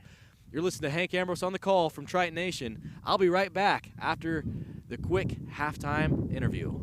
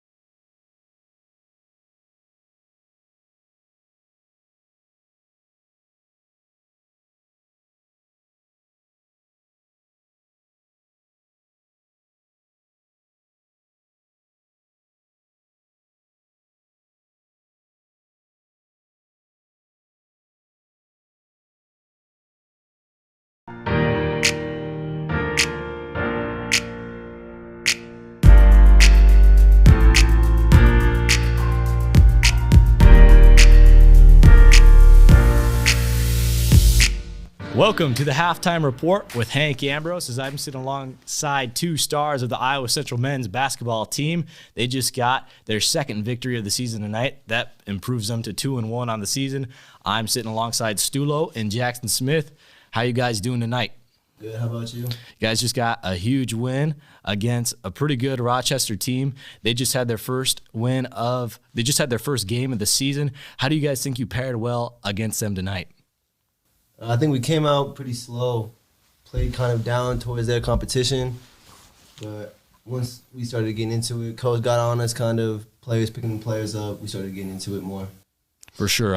Now, this is going to go towards Stulo now. I noticed you guys had a little bit of offensive troubles in the first half, got a little better in the second half, but for sure we're more of a defensive-oriented team. Where do you think those offensive struggles came from? We just got to slow down, play with some pace, and execute our game plan and run what we know we can run every day. For sure. You guys coming off a pretty good season, lost a few key players. You have just 5 returning sophomores. One of them is you, Jackson. What's that mean to be a leader in an Iowa Central uniform now for this season compared to last? It's definitely a little more added pressure. The younger guys tend to look often towards the older people just for advice or getting the flow back in games, but these younger guys don't play like they're young. They all come out ready to go, have confidence in themselves, others. So they make it easy on me and the others too. For sure. I can see that even though you just have played 3 games so far this season, you guys have had a lot of team chemistry. Javante Keck, he got his first game tonight, even though it was your third team game overall. He was out dealing with a leg injury earlier on this season. What's it mean to get the second team all-region basketball player back in a Triton uniform? Words don't describe what Javante does for us. Defensively, offensively, screens, jump shots, getting to the rack. He does it all. So it's definitely a game changer when he's on the floor, especially when he knocks that rust off. For sure. From your perspective, being an incoming Triton player, what does having Keck mean back in the lineup for you? Javante there's not a lot of words. He's just the man of our team, to be honest. And He's just it. I'm lucky enough to have him as a roommate too, so I get to see both sides. I get to go and talk to him after practices, after games, and he's just a leader, a really good leader. Well, great. He's back playing for the Iowa Central Tritons. I hope he can stay healthy. You never like to see injured players, especially a guy like him. Like you said, he's a leader, second-team all-region player coming off of last season. I tell you what, you guys are a part of a pretty successful Iowa Central basketball team. Jackson, you had a lot of success in high school coming off of an Ankeny state championship team. What does that mean to be able to come off of a state championship team and then play at the collegiate level? It really just puts into perspective what a person and a team can accomplish. Looking at our team here, it reminds me of Ankeny so much. We're always smaller, always looked over, but none of that matters when it's time and you can't lose any more games. Just who wants it more? And that just proves that anyone can come out and win. Because back at Ankeny, we were never ranked high, and here we're not ranked high this year. So I'm just looking to take heads. You talk about not being ranked very high. You guys like being the underdogs heading into this season, Stulo? A lot. I like it a lot. Because that's a lot of the kids on our team had it coming out of high school, too. If it was rankings, other schools, recruiting, they really felt like an underdog. I get that vibe at practice. We all like to go at it and just compete. Great mentality coming forward. You guys have fought very hard. Tonight in this game, you guys only had to lead for around 7 minutes, I think, from my count, but you guys still came out, got the victory, pushed it to over a 10-point lead, and still came out with the victory. What do you think was a leading factor in getting the victory this past Saturday night? I think really just focusing and knowing that we were not executing the way that we were in the beginning of the game. And then a big help from Kyler, Matthias. Excuse me if I got it wrong. Matthias. He played a heck of a game coming off the bench and did it for us for sure. He's a bulldog, dude. Yeah. He goes crazy. Like you said, he comes off the bench. I seen him in the very first one, him and Owens as well. Those two guys, do they box each other in practice or what? Because they're physical as all.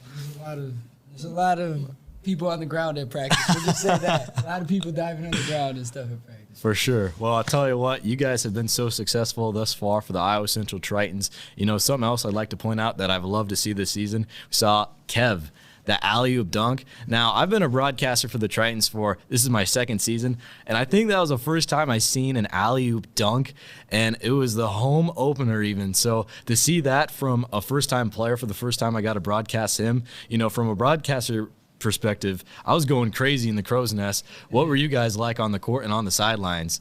Oh, it was amazing. We know we do it in practice sometimes, get yelled at for it. I was mad when Bo brought out that pass. Yeah, Bo, that's right. He had a great pass, by the way. You guys looking really good so far. This upcoming season, you guys will have five home games in a row following a 2-1 record. What's it mean to play in Hodges Fieldhouse as an Iowa Central Triton basketball player? I mean, it's our home, so it gives us that much more of an edge to go out there and win, do what we do, get the crowd into it. So, I mean, at the end of the day, we're looking to go 7-1 at the end of this run. Let's do it. You know, Stulo may be a little more luckier than you, Jackson, is he gets to play a full season already with everyone being able to come into Hodges Fieldhouse. You got to play a season where had a limited amount of capacity. I believe only family, coaches, and other teammates got to come in and watch you guys from last season, and I know that was tough. So what have you noticed just becoming a new player in a Triton uniform, being able to play in a Triton uniform under the spotlight in Hodges Fieldhouse? It's interesting because around campus, people do come up to us and ask us, "You guys got a game tonight?" People are hyped up to be there, and it's fun because I asked them right when I got here. I didn't really know that they didn't have fans in there, so how was people come to the games and stuff? They just told me nobody was there. So I mean, it's definitely a good feeling to see people there at the games, and yeah, we're definitely not losing one these next 5. We're not losing one. Let's do it. Let's keep it rolling. You guys, so much success so far, and you guys got a lot of hopes to live up of because the volleyball team for Iowa Central has been dominant. The football team has been dominant. They've been top 10, top 5 almost all season long.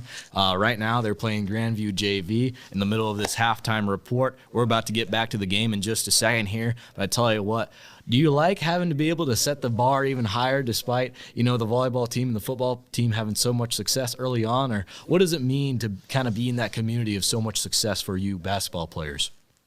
I mean, once you see winning, all you want to do is win. You don't want to be the only loser. Winning is contagious. The winning effort is contagious, and that's all you see around this campus. Mm-hmm. You have to agree with that, Stulo? You have to. You see people in the weight room every time we go, the rec, everywhere, just winning is what people do here at Iowa Central. Well, hey, I'll tell you what, I'd like to thank you guys for joining the broadcast. I always leave my guests with the floor, the spotlight, to talk about coming out supporting your individual team or what to look out for the season. So when you guys would like to take your time, Jackson, you want to go first, and then Stulo can follow after, just talking about whatever your heart would like to desire, supporting the Iowa Central Tritons. Yeah. Unless Stulo, go ahead. You guys are cool. I don't know. We have a good team this year. Practices are fun. Compete against each other. It'll be a good season. Come out, get some stuff at the concessions, and enjoy the movie, basically. Enjoy the movie. Enjoy the movie. It is like a movie out there, Hodges Fieldhouse. A lot of fun. And it's going to continue to be. Well, I'll tell you what, once again, thank you guys for joining the broadcast. Thank you, Stulo. Thank you, Jackson. Wish you the best of success throughout the rest of the season. Otherwise, we're about to get back into the broadcast for the football team for the Iowa Central Tritons.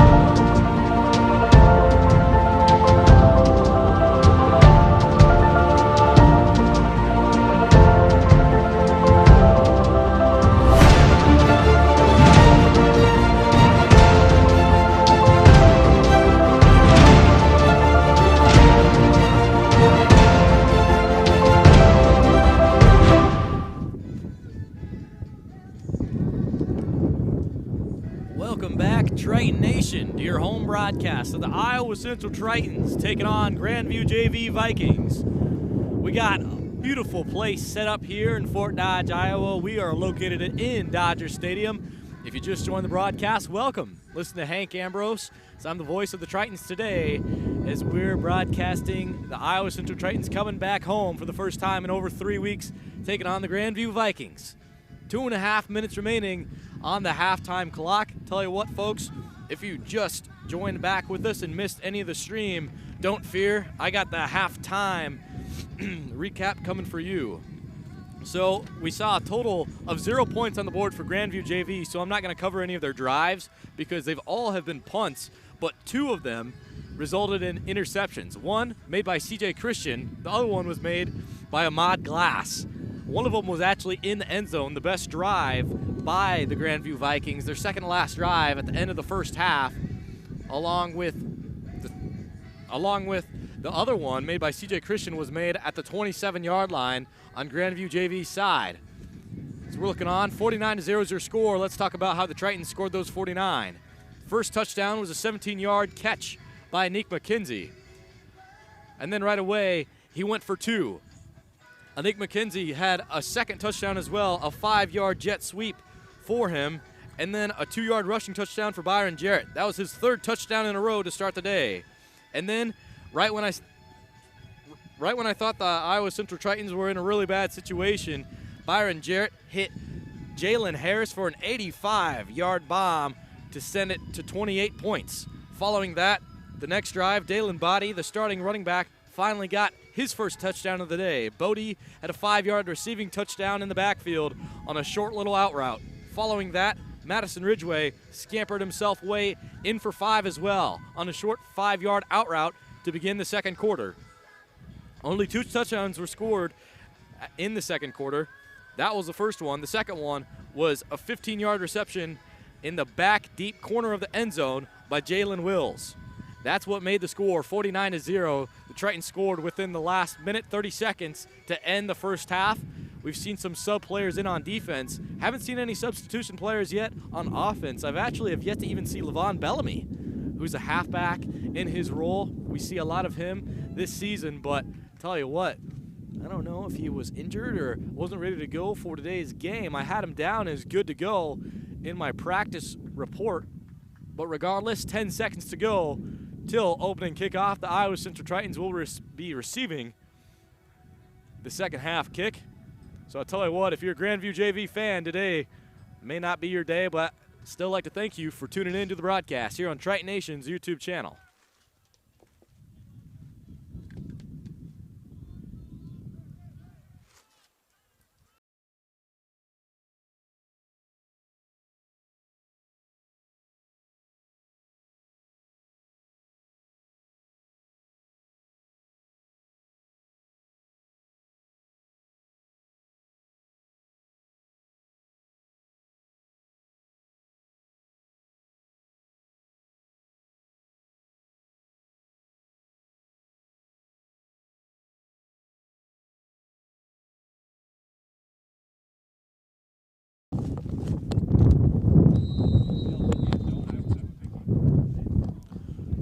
And we're back. New kicker on the field for Grandview JV. It's Weston Wilson.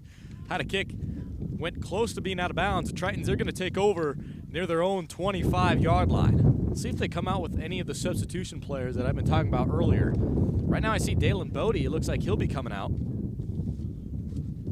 Yes, Zach Marker. He'll come out. He's wearing the number 18. He's out at quarterback for the Iowa Central Tritons. So, folks, if you didn't know, the score 49-0, that makes it so at the start of the second half, we're going to have a continuous clock. So it's 15 minutes per quarter, but the time will continuously be running even if it goes out of bounds. The only time timeout or a stoppage of the time will be called would be during a timeout that a coach calls, a head official calls, or an injury timeout. First play of the second half, going to be a handoff to the outside, inside zone with Dalen Bodie. Tritons take over on their own 25-yard line, gain of nothing to start the second half. Got windy weather here in Fort Dodge, Iowa. Let's see what the Tritons got up their sleeve next. Marker went back to pass, but the play will be called dead. I'm assuming it was a false start against the offense.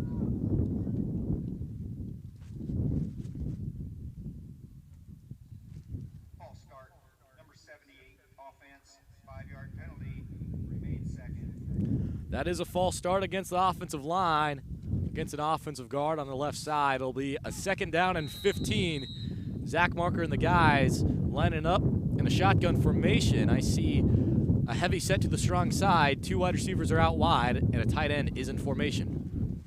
He's going to be blocking. He's actually going to run out on a pump. Zach Marker's got wheels. He's going to call his own number. Here he goes. Number 18, going to get past the 20, past the 30, to the 35, and rolled and rattled out of bounds. Ooh. Got some extracurricular out on the field. Zach Marker, you troublemaker. He's already out there making defenses upset with him. Pickup of over 20 yards. It's a Triton 1st down at the 37-yard marker. Pistol formation comes up next for the Tritons. I see doubles on the weak side. A wide receiver stands alone on the far right. Handoff, Bodie.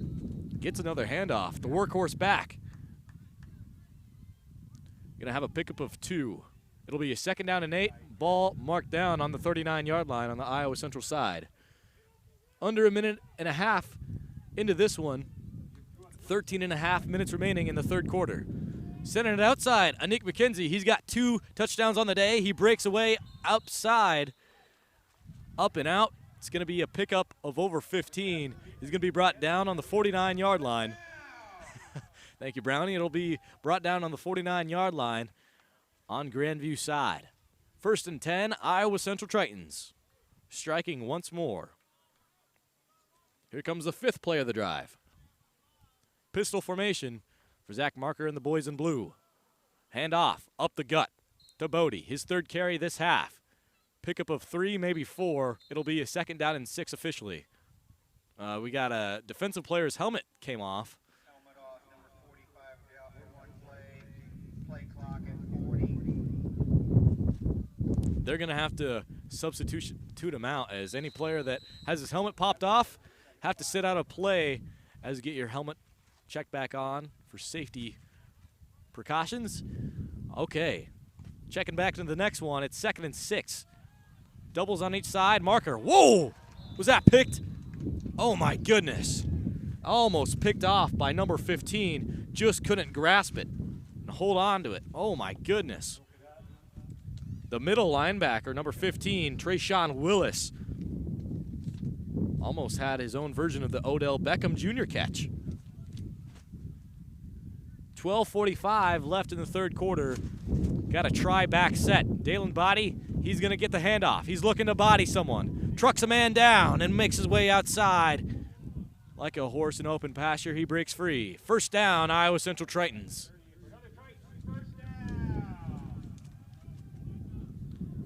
The house is still packed in Dodger Stadium. A lot of fans out here, and also got a lot of high school recruits out here cheering on the Iowa Central Tritons. Here we go now. Marker. Looking long to the end zone. Put it on a dime. What a touchdown grab. That was Desna Washington. Make it 10 on the season for Desna Washington. He's going to remain as the 2nd receiver in the NJCAA in total touchdowns. Desna Washington gets himself a 35-yard touchdown grab on the 7th play of the opening drive in the 3rd quarter.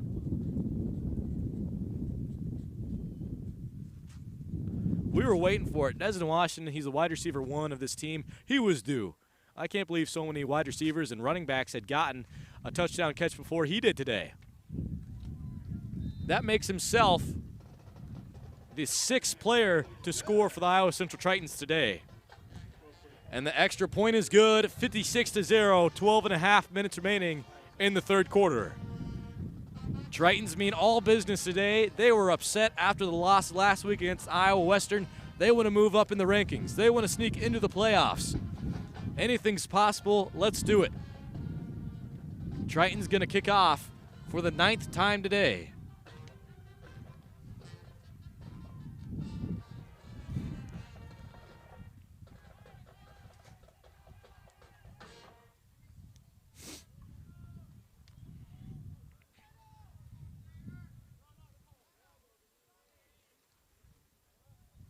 Still waiting on who's up next. We got a new kicker.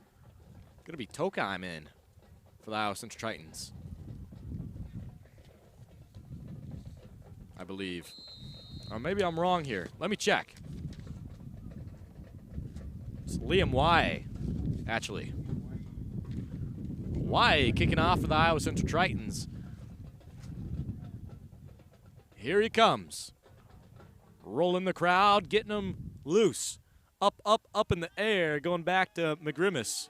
Magruder, here he comes. Crosses to the 40 as he's pushed out of bounds by E.J. Perry.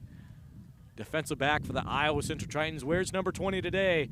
Almost had him. He did have one interception earlier. Almost had a second one in the first quarter.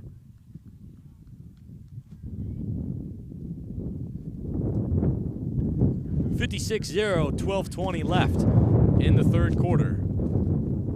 Vikings, they're going to take over on their own 37-yard line officially. It's a 1st and 10. Drake is out there with a tailback. A blocking back is in formation. One wide receiver spread out wide. Not a lot of options in this set. Let's see what they'll do. It's a run-heavy formation. Going to be brought down by Noah Epley. He just surpassed 55 tackles on the season, make it 56, and we got an offensive lineman down. Zeke Tunick was there on the... Well, Brownie says it was Zeke Tunick, but I got 17, Noah Epley. That's who I'm going to say it was. We got an offensive lineman down. Haven't seen any injuries happen yet. Never, ever like to see them. That's going to stop the time on the clock. 56-0 is your score with 12 minutes and 9 seconds exactly remaining in the third quarter. I believe it was 68 that went down on the Viking team. It's an offensive lineman. He's getting helped up. It was actually 69. On my roster sheet, that's Gabe Cooler.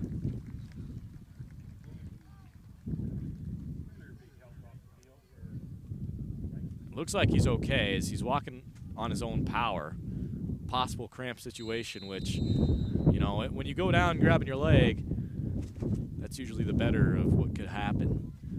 So it's good to see that he's okay. He'll come off. We'll see a substitution for him. Here we go, back to football. Shotgun formation. Breaking free.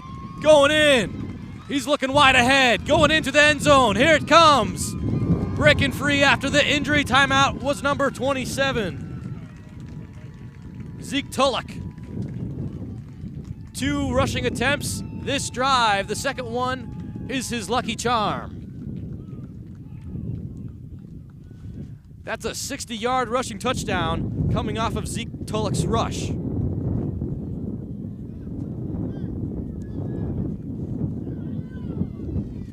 Grandview JV celebrating on the sideline. That's going to maybe start a life. Tritons let that one blow past them. Earlier on in the season, the Tritons struggled to get going in the second and third quarter. They kept letting up scores early on the first play of quarter number 2 and quarter number 3. That wasn't the first play of quarter number 3, but the second play of the first offensive possession in the second half for Grandview JV. I think it had that similar effect. Our guys just weren't woken up, weren't ready to go, and let that one blow right past them. The score now 56-7, 11:45 left in the third quarter. So far, 2 big-time touchdowns to start this half. Could be another high-scoring affair. A 35-yard touchdown grab by Desna Washington. That's going to bring him to 10 receiving touchdowns on the season. Zeke Tulloch, a 60-yard rushing touchdown as well. Holy smokes. Run up the scoreboard today. We got football on a Sunday for the NJCAA.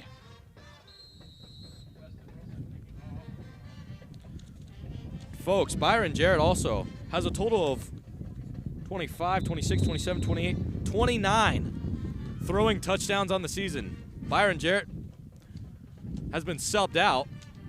Zach Marker is in for him, so more than likely he won't sub in once more. But that means he's just a game away from breaking into 30 overall passing touchdowns on the season. He also had 1 rushing touchdown today. The kid just has a thing for the end zone. Uh-oh, some extracurricular on the field. The refs are going to stop. Had some extra chatter on the playground. They're going to stop it there. Kick was back deep into the end zone. Triton's going to take over on their own 20-yard line, 56-7 with 11:48 left in the third quarter. If you just tuned in the broadcast, welcome. You're on Triton Nation's YouTube channel listening to the voice of the Iowa Central Tritons for this Sunday, Hank Ambrose.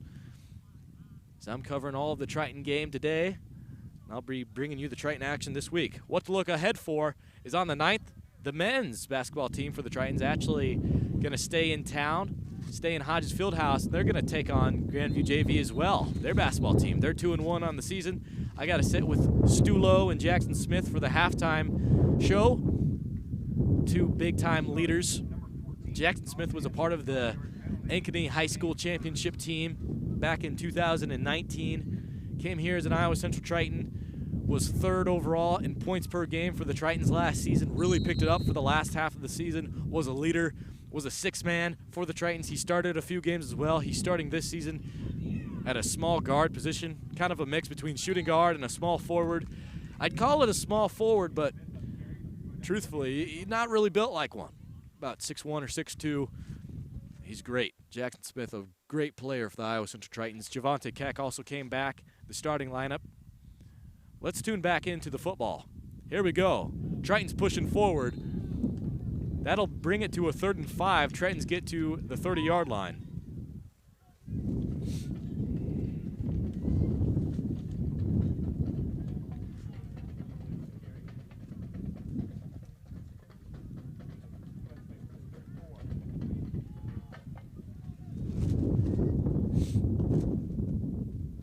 Here we go. Marker's pass, swings outside.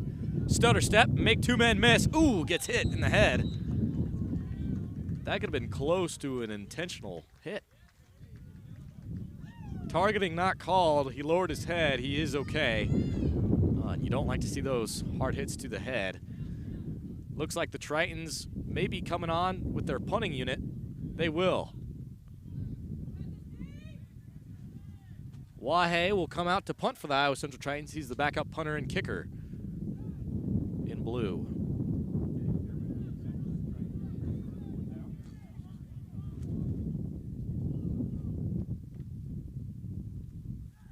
$10:15 to go in the third quarter. Here comes the punt. Sky kick. Crosses the 50, going to make its way to about the 40 before it lands on the Grandview JV sideline. So Grandview JV took them just 2 plays to score their first possession in the second half. Let's see what they got up their sleeves to begin their second.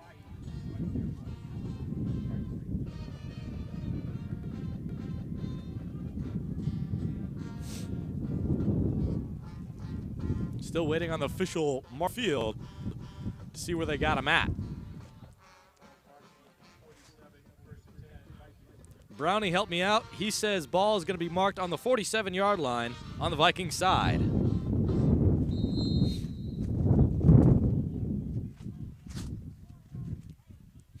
They got Tulloch out there. Looks like they got a new quarterback as well out for Grandview JV. They do. Going to be a quarterback keeper running outside. He's going to break free. Back-to-back touchdowns possibly. Major Williams going to get there. Bring him down. Pickup of over 50 yards. Grandview JV's got life. They're inside the 5-yard line on the Triton side. Luckily, we have a ball hawk safety in Major Williams to track down the rusher, but oh my goodness. So that's their backup quarterback on that last run. That was the first play he was in the game, starting off with a 50-yard rush. Tate Stein Smith is the name. He's came in for Drake Miller. I don't think Miller was injured. They just are having a switch up. Stein Smith must possess the football in a different way. 56-7, 9.5. Quarterback keeper.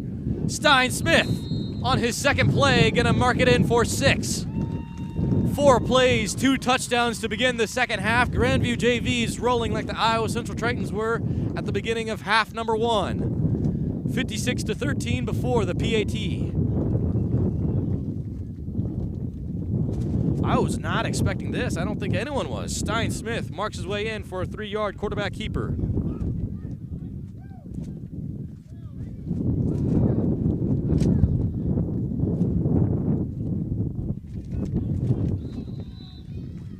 extra point is good. That's going to bring the score 56-14. Grandview JV, they're crawling themselves out of the hole they dug themselves into at halftime. The score 56-14. Still a huge lead by the Iowa Central Tritons, but they're playing a little better to start the second half. 9.5 minutes remain in the third quarter. Let's see if Grandview JV can come back. Never say never.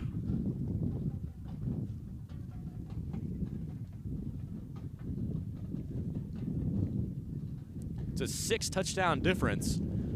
So they'd have to switch it up a total of, they went for 2 every possession. Let's see. That would be a total of 5 possessions. It's a 5-possession lead for the Iowa Central Tritons. But that's if they get the 2-point conversion to go for themselves every single time they march down for 6.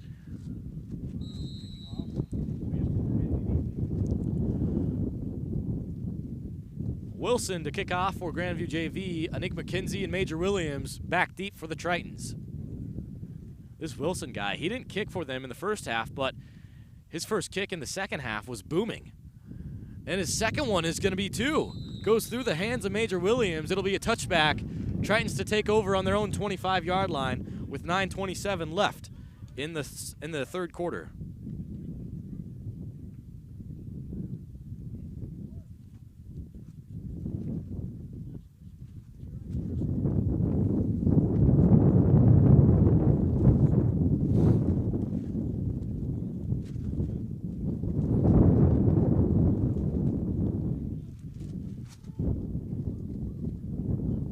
Tritons come out, Zach Marker, and some more substitution players. It is a lot of fun to see the future of the Iowa Central football program get to come in late in the season. Zach Marker, quarterback keeper, showing off his mobility.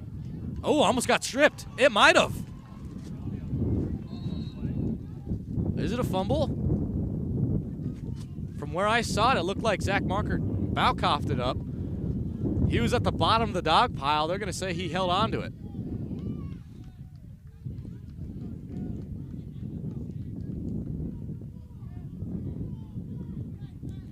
So they're going to give Marker a gain of 1. It'll be a 2nd and 9 on the 26. A heavy set, unfamiliar formation. Blocking back in formation. Wide receiver spread really close. Uh-oh, Zach Marker gets pressured. Blindside hit, blindside tackle. Grandview JV has started a fire. Number 30 for Grandview JV. That's Colin Hogan. Wow. 3rd and 15, Grandview JV, way to go. 8.5 minutes to play in the third. Here it comes, Marker back to pass. He's looking long, gonna step up, gonna call his own number. He takes up, ooh! Zach Marker got hit hard. Uh-oh.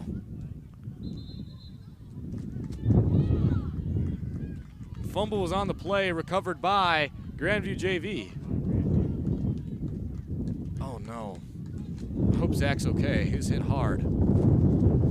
His teammates went to pick him up. Number 41 was who applied the hit. Gil Agaman. That was one of the hardest hits I've ever seen.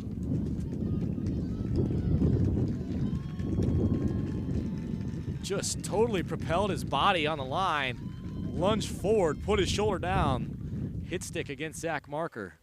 So you never like to see your quarterback get hurt, never like to see anyone get hurt. Zach Marker, I believe he's okay. They went over to check him out on the sideline after they helped him up. 8 minutes to go in the third quarter, 56-14. The Vikings showing life. They're going to take over on the 30. Handoff to Tulloch. Tulloch gets back to the line of scrimmage, and then he's going to be brought back. Boys in blue on a swarm. CJ Christian and Noah Epley were there first to get the tackle.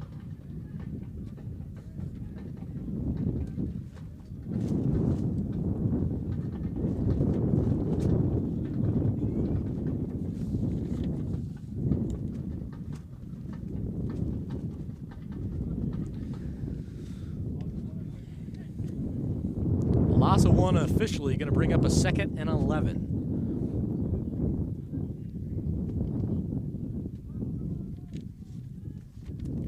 Shotgun set, blocking back on the strong side. 2 wide receivers split out wide. Quarterback keeper. Stein Smith bricks free. He's got end zone in his sight. Spins away. Ahmad Glass was there for the tackle. He was in it, that nickel cornerback position, had to track him down. Grandview JV inside the 5-yard line once more. 1st and goal. This Stein Smith guy probably should have been playing at the beginning of the game. He has sparked major life for the Vikings.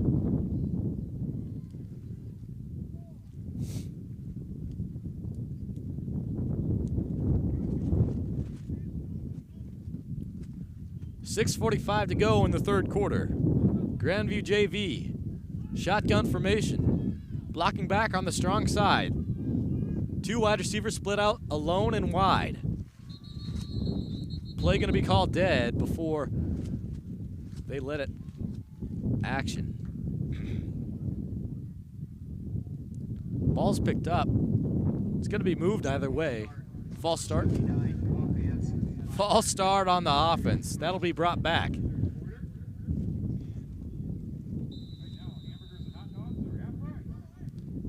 (56-14). 6.5 minutes to play.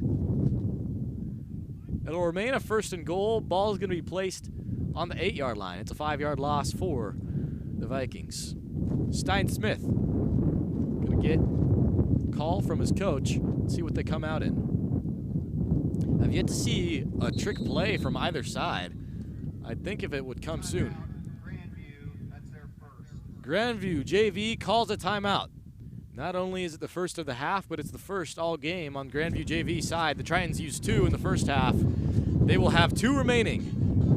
They're marked up inside the 10-yard line. It's a 1st and goal for Grandview JV. And they are great so far to begin the 2nd half. I don't know what came out, but this is a brand new football team. They must have been asleep on the bus, weren't ready to play in the first half, because the score after halftime, 49-0. Now with the score, it's 56-14. They've scored 7 unanswered so far, looking to make it 13.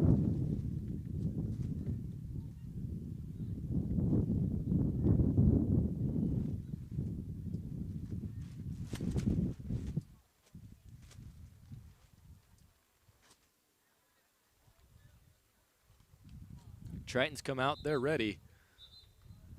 Assume they're talking over a play here. Well, of course they are, but a little bit of a trickery type of play because, like I said earlier, not a single team has yet to call a trick play.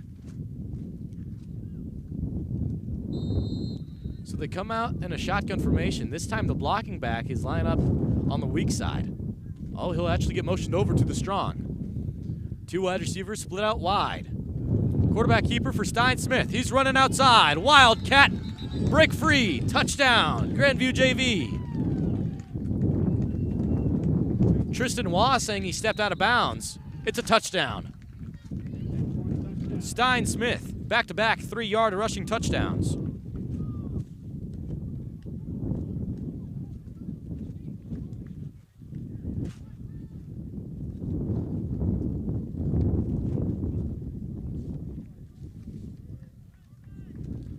So it just took them 4 plays to punch it in for 6. They're going to line up for the PAT.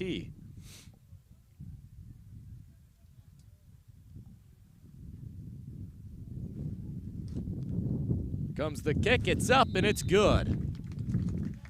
56-21, 6 minutes, 5 seconds remaining in the 3rd quarter.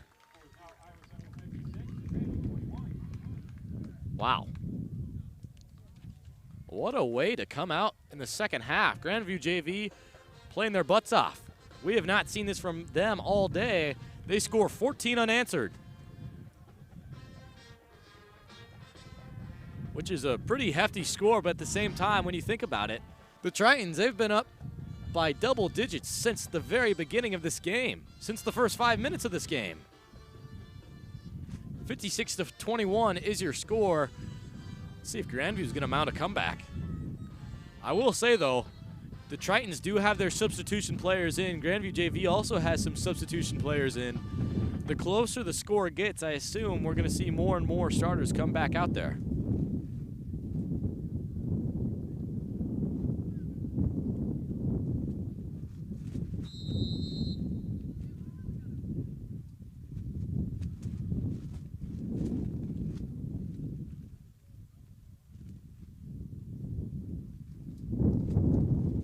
The kick is up. It's going to travel back. Oh, going to take it back. Major Williams on the return. Here it comes. Number 2 to the 20, to the 25. As he's going to be tracked out of bounds, he's got speed to him. 56-21, the Tritons to take over. The Tritons to take over on their own 27-yard line with 5:58 left in the third quarter.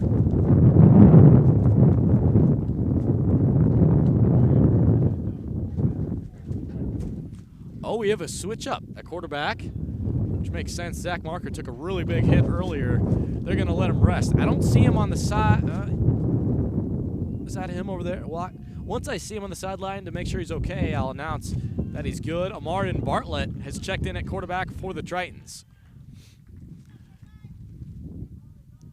Going to be a handoff short. A pickup of nothing. It'll remain a 2nd and 10. Wilson was on the carry for the Tritons.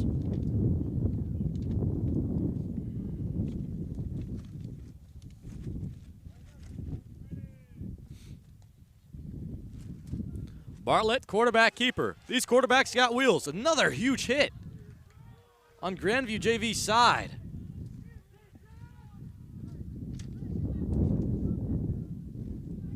Hit was made by number 15. Sean Willis. 3rd down and 4 for the Tritons. Doubles on the strong side, blocking back in formation. Quarterback keeper, here goes Amarian. Running forward, running hard, gonna get close to the 1st down marker. My eyes think he's got it. It's gonna be close.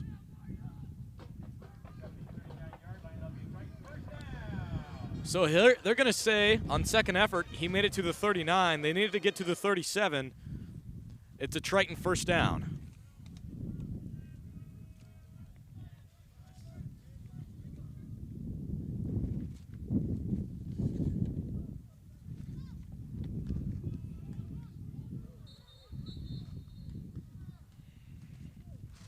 Play going to be called dead. Assuming a false start is to be the call. Yep. False start on number 80 on the offense. That'll bring him back. It'll be a 1st and 15. Ball to be placed on the 34-yard line on the Triton side.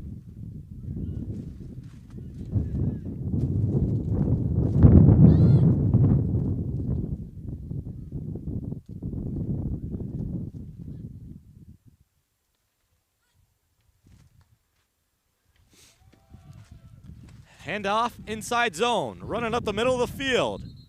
Breaking free outside. Uh-oh, got some extracurricular out on the sideline. It would be enough for a Triton 1st down, but it may be coming back.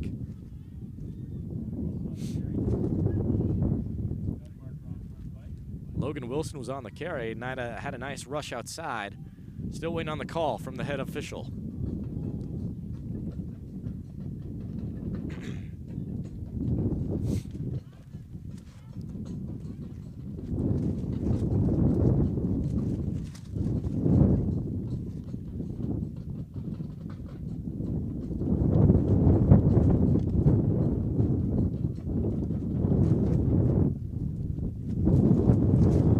.21, 4:05 left in the third. Tritons trying to start to milk the clock. It's been a long quarter.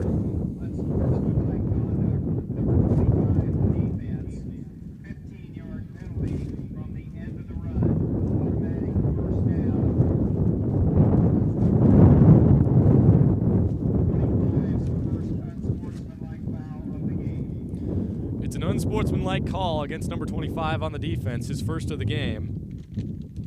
Wearing the number 25, James Daniel.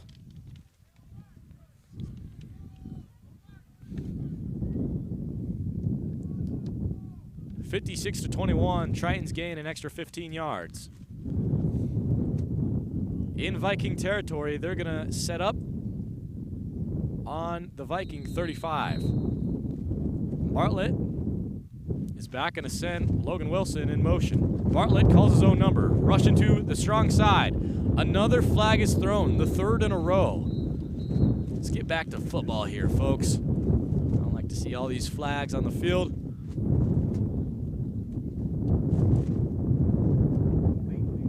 Number 76, offense, 10 yards, spot the foul. Holding on the offense. It's going to set the Tritons back up 10 yards. It's going to be spot on the foul. It's going to make the Tritons be marked on the 45-yard line on the Viking side, 1st and 10. Or 1st and 15.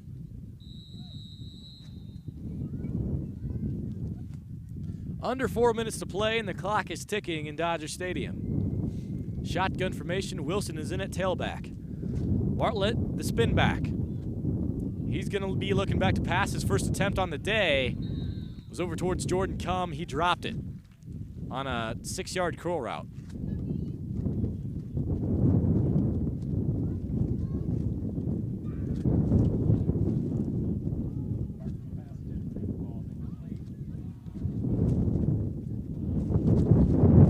Marion Bartlett in the gun.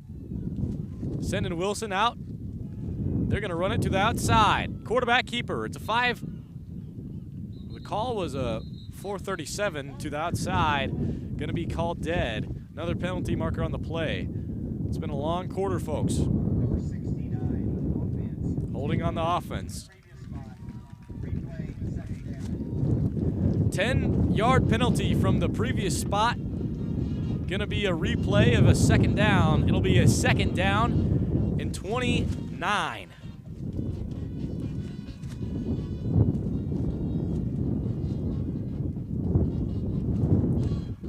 And I got to say, I do see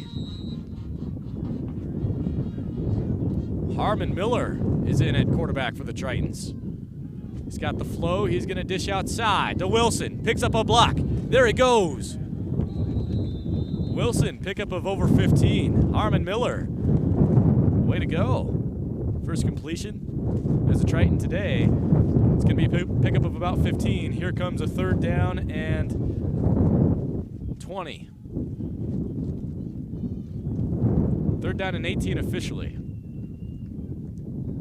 Miller in the gun. Also, I see Zach Marker on the sideline. He's okay. He's standing on his feet on his own power, so that's good. Play called dead. Another flag on the play. Start, number 74, offense, 5-yard penalty, remains third. False start, number 74 on the offense. That's going to bring the Tritons back another 5 yards. It'll be a 3rd down and 23. 3rd and 23 from the 50. Harmon Miller back to pass. He's looking long. He's going to fire to a short screen from Jordan Crum. He's running inseam. He's running to the outside. Jordan Crum works it up back to the original line of scrimmage.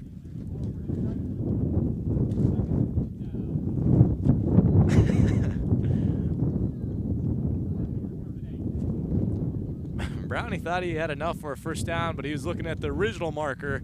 It'll be a 4th and 8. Tritons going for it. Doubles on the strong side, doubles on the weak side. Harmon Miller back to pass. 5-step drop. Fumble. Fumble recovered by number 34. It's Bryce Peterson on the fumble recovery. Grandview JV have committed 3 turnovers in this quarter.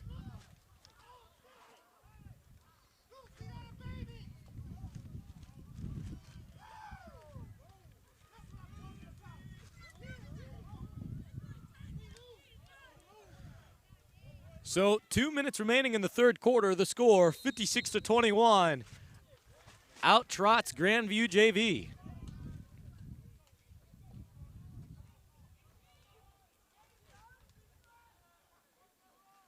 Here we go. Handoff outside. getting brought down by the Tritons near the line of scrimmage.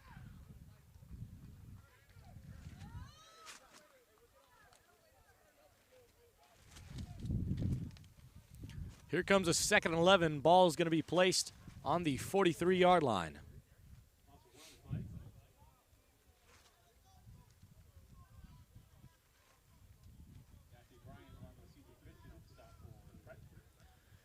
Matthew Bryan, first Triton tackler to get there, currently in at defensive tackle, plays a defensive end, defensive tackle type of role.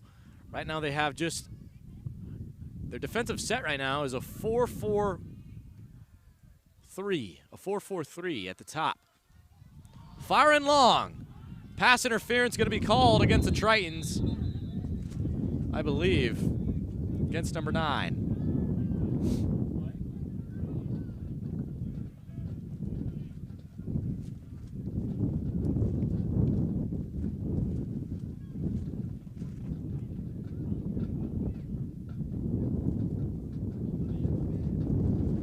Penalty marker was thrown near where the primary receiver and defensive back, I'm assuming a pass interference, yep. Number 15, defense.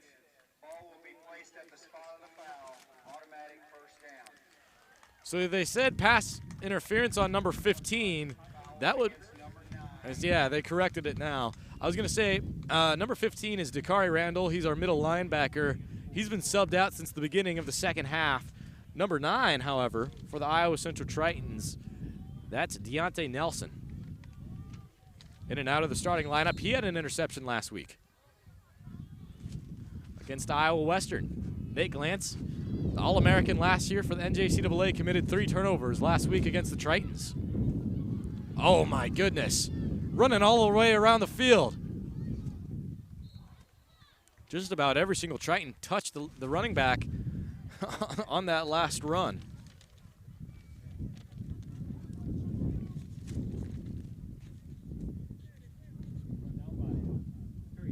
.45 seconds to play in the third quarter. The clock is still running.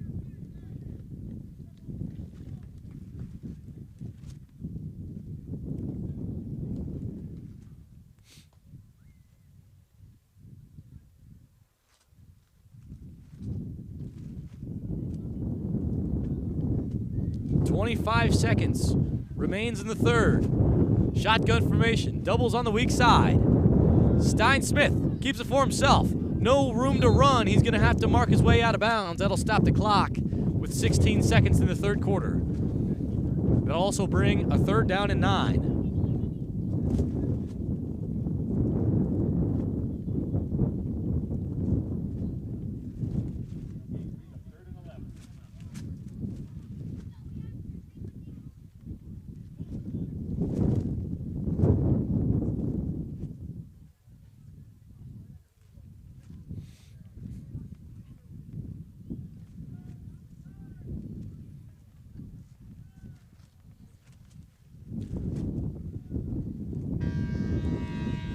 They're actually going to say he stayed in bounds. That will run out the clock. The score at the end of the third quarter, 56-21. The teams will go to the sideline. They'll talk it over. So far, Grandview JV, they dominated in the third quarter. The Tritons going to need to keep the lead if they want to advance on with the victory.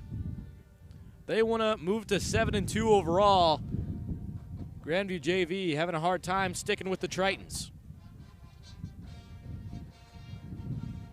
Now, Grandview JV, this is only their 3rd match of the season. They're 0-2 so far. They're looking for their first win for the JV unit. So far, as we're looking on into the second half, I think Grandview JV has outbeat our sub players, but we still have a few key players in on the defensive side of ball. CJ Christian, Major Williams being a few.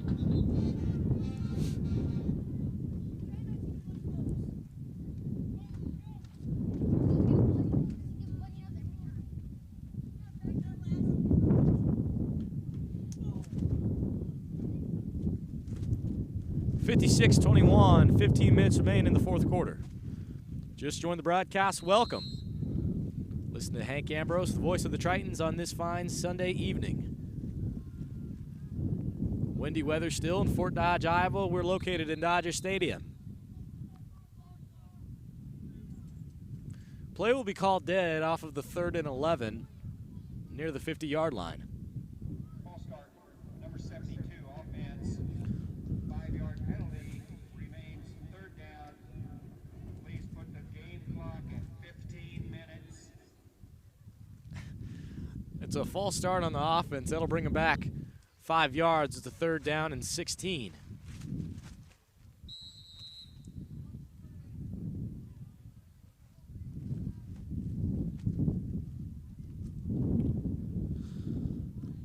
First play of quarter number 4. 15 minutes remain in the final quarter to play.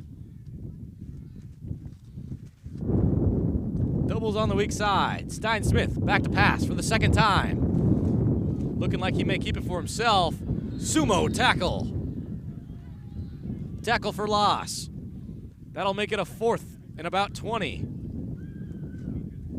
Demetrius Walker was there on the sack. That'll bring out the punting unit. So to begin the 4th quarter, we're going to start off seeing a punt. 14 and a half minutes remain. Oh, we got an injury timeout on a Triton. And I did not notice that until the play was way called dead. It's on the other side of the field. Not for sure who it is. Once I see who it is, I'll make sure to announce it on the broadcast. It's actually Major Williams. Looks like he just had a cramp. They help him up, they help him off. He's walking on his own power. Defensive team captain, Major Williams. Looks like he'll be okay. Here we go. A punt is up high into the air. Gonna take a Triton bounce. Fielding it now would have been Madison Ridgeway. They're gonna call the play dead. A fair catch made near the 20.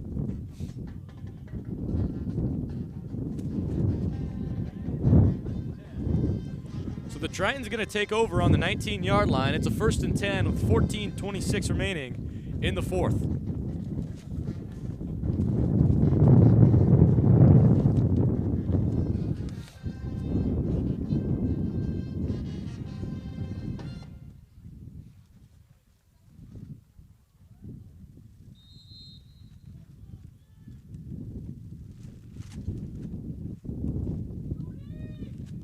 Here we go. Going to be a handoff inside the middle of the field. Wilson will take it. He's going to carry it past the 1st down marker, a gain of 12. 1st down, Iowa Central Tritons. That's going to bring him to the 31. Harmon Miller is out there at quarterback for the Tritons. Wilson to follow at tail. Back-to-back handoffs for Wilson. He'll be brought down at the line of scrimmage. Keep it right there at a 2nd and 10.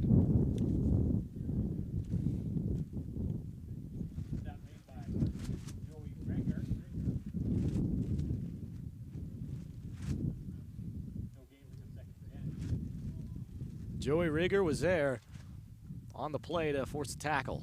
Harmon Miller back to pass. He's looking long. He'll scramble to the right, keeping the play alive. Calling his own number. 16 goes 5.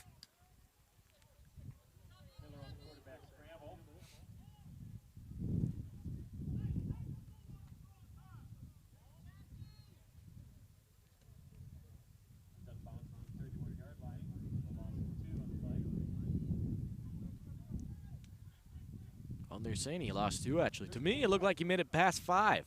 From where I'm sitting, I got a weird angle. Well, let's say 3rd and 12. Harmon Miller back to pass, looking over the middle of the field. In and out of the hands of Madison Ridgeway. It'll fall incomplete off of the short slant. That'll bring up a 4th and 12 on the 31-yard line. The Tritons, their offense is to come out.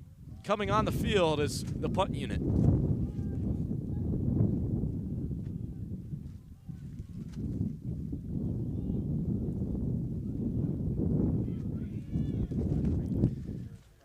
Liam Wahey to punt for the Iowa Central Tritons. This will be his 2nd punt on the day.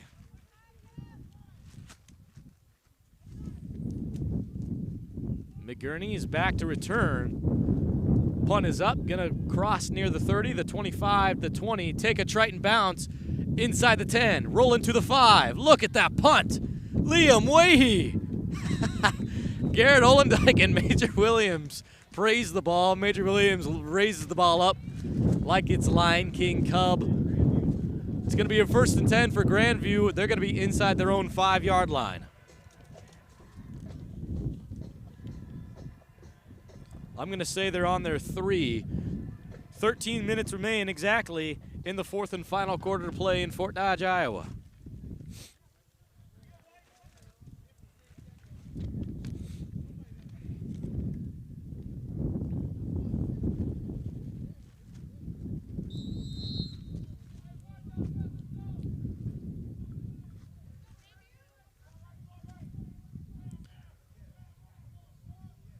Another substitution at quarterback.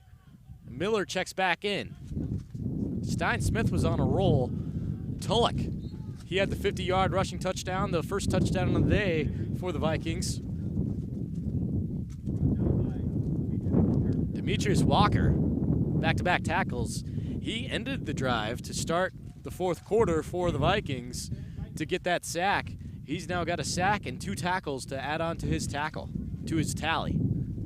12 and a half minutes remaining. It's a 2nd down and 9 on the 4.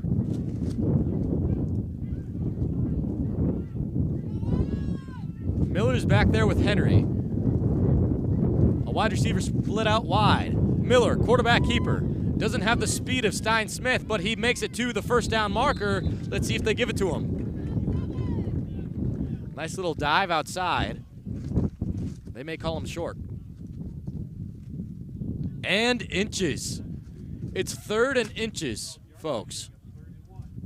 3rd and inches on the 12. Wow. Being a Triton fan myself, I love the call. Grandview JV, not too happy about it. Under 12 minutes to play in Fort Dodge, Iowa.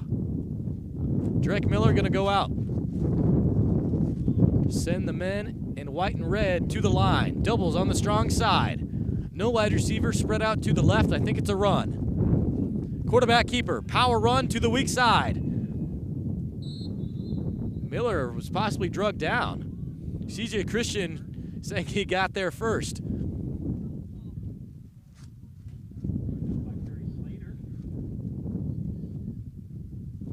Perry Slater, CJ Christian there on the tackle. He's going to lose about half a foot. That'll bring 3rd and inches to a 4th and 1. And they're in too dangerous of a situation. They're just going to bring the punting unit out. 11 minutes remaining in the 4th quarter.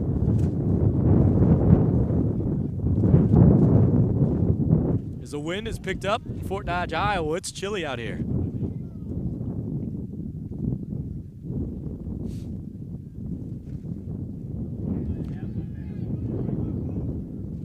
Punt was blocked in the air. Took a little skip. Tritons to take over on the Grandview JV 18-yard line. As they're sniffing at the red zone. So close, already in the red zone. Tritons, they just need 18 yards to punch it in for 6. Haven't seen a score since the beginning of the 3rd quarter.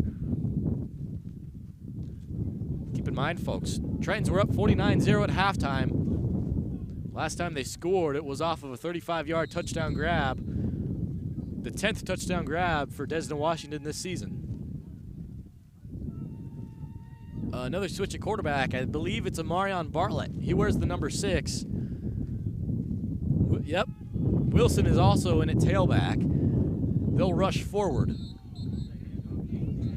Oh, geez. Play was called dead about 2 seconds ago, and there was already some extracurricular, but no.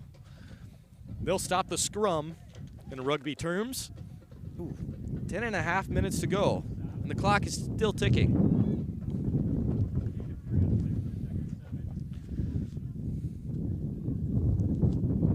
Marion Bartlett is out there. Sending a man in motion. Bartlett rushed up the middle. Oh, trips over himself. He slipped. It'll be a 3rd down.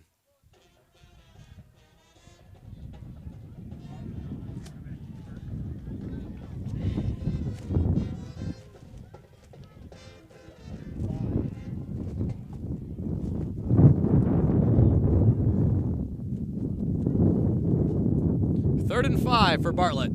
He'll hand it off to Wilson. Wilson trying to break outside. Cut up the middle of the field. He got close to the first down marker. I think he's going to be a yard short. Thomas Daniel was there first to force him out of bounds. It'll be a 4th and short. Brownie's going to help me out. Brownie says it's a 4th and 2. On the 10-yard line of the Viking side. Tritons are going for it. This could be the cherry on top. Wilson rolls out to the left. Bartlett wants to keep it for himself. He's lunging forward, uses his power, uses his legs. That's going to be a Triton first down.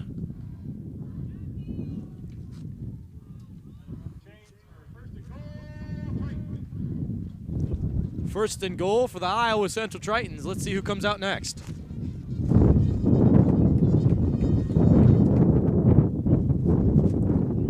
Looks like a try-back set.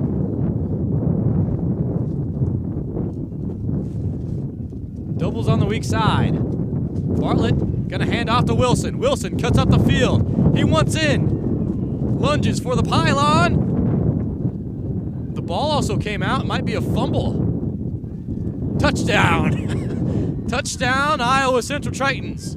Logan Wilson, backup running back, punches it in for 6.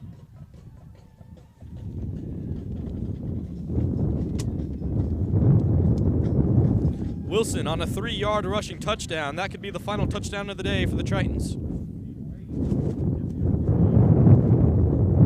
Liam Wahey, backup kicker and punter, will attempt the extra point.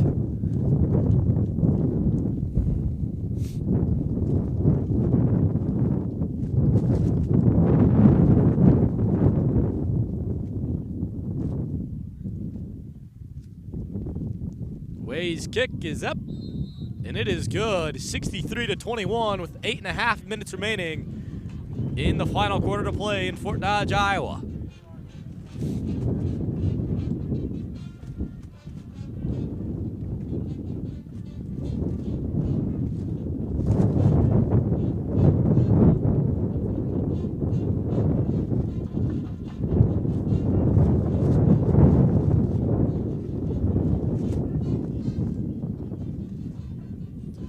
Teams will line up for yet another kickoff.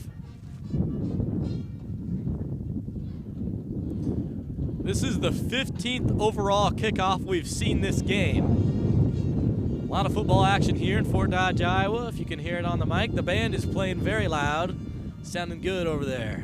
It's good to have the band back in Dodger Stadium. The cheerleaders also came by, made a visit to root on our boys in blue.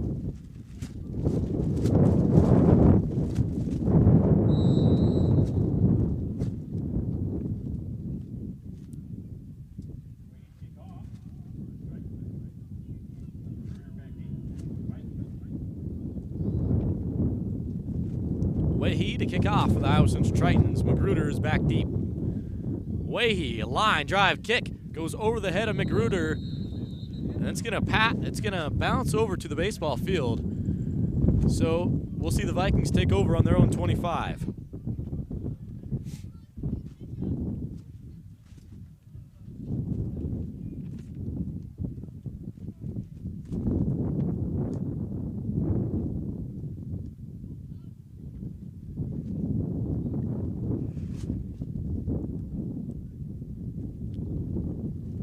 They switched the quarterback position up last time. They're going to roll with Drake Miller. He started the game at quarterback, and then Stein Smith came in, had a very successful 3 drives. He was a part of the 3 scores for Grandview JV, and then they subbed him out. Don't believe he's injured, so I wonder what that was for. Magruder gets the screen outside. Pickup of 2 yards. It'll be a 2nd and 8.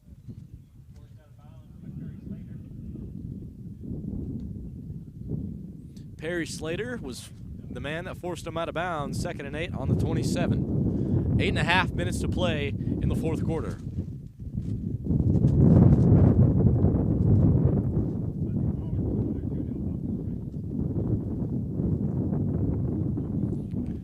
Clock ticking down. Doubles on the strong side. Drake Miller in at quarterback. He's going to hand off. Tulloch gets stopped at the line of scrimmage. Ooh, some extracurricular on the field near the 40-yard marker. They're going to help him up. Make sure there's no scrum on the field. It'll be 63-21 still, under 8 minutes to play in the final quarter.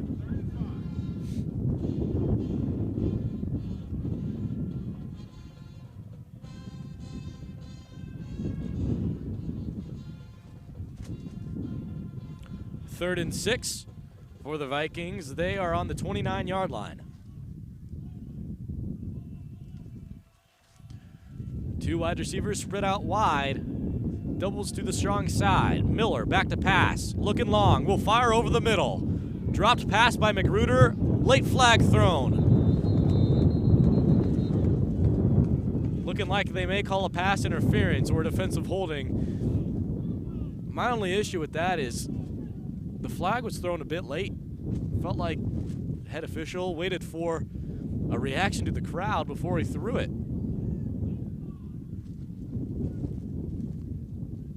Pass interference, number 20, defense. Yep, pass center defense on the defense. First down. E.J. Perry, Triton Nation not happy about that one.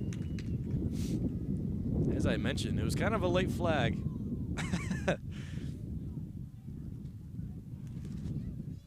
A young Triton lady was very not happy with that one. 7.5 minutes to play in the fourth quarter. 63-21. Miller in the shotgun. Quarterback keeper, RPO. Ran a nice RPO. Gonna be a gain of 2 yards. Here comes a 2nd and 8. Tackle brought to you by Antonio Harris, linebacker for the Iowa Central Tritons.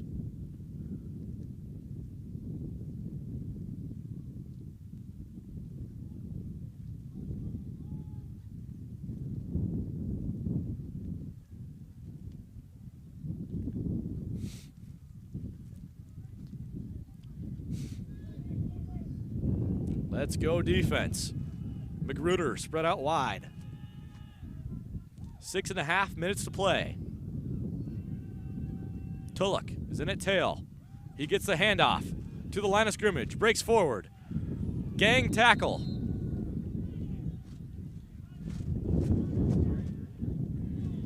And let's see who is there first for the Tritons.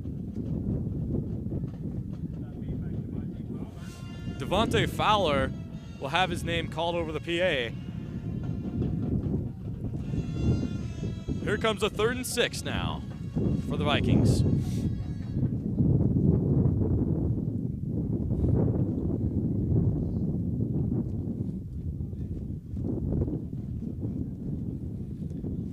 Vikings, they're approaching the 50-yard line. They're in the gun. Doubles on the weak side. Magruder in the slot. Throwing it over towards him. Ooh, lunging dive. Gonna fall incomplete. Looked like he ran a little in route, 5-yard in route, which is similar to a curl, but a little more in, I guess. It's pretty self-explanatory. That throw was thrown a little too far behind the intended receiver. It'll be a 4th and 6 with 5:45 on the clock. Sending out the punt unit.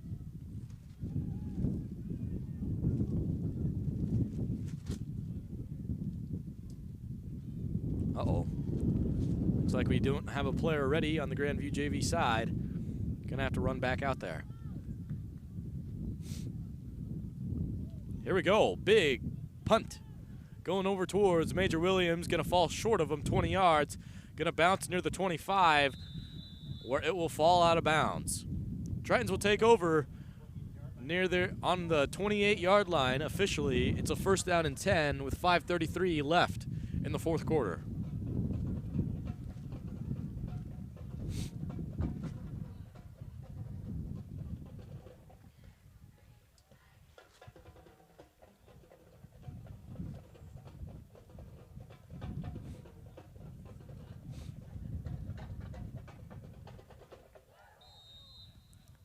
Here we go, coming out.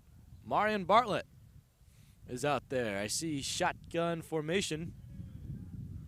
Doubles on the strong side. Handoff Wilson. Logan Wilson breaks one tackler. Lunges forward as he was brought down by the original tackler. Had him on a second effort. Pick up of 3. It'll be a 2nd and 7.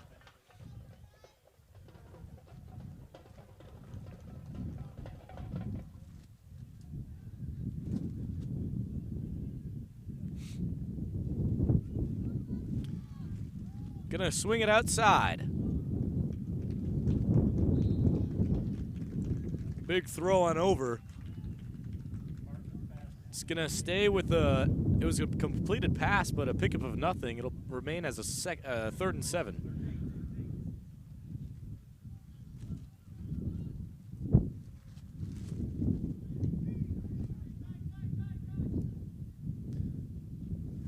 Marion Bartlett in the gun. Doubles on the strong side. Got a guy to jump. It was their left end and our right tackle. Yep. They're going to call it on our tackle. So loss of 5 yards, remaining 3rd down. It'll be a 3rd down and 12.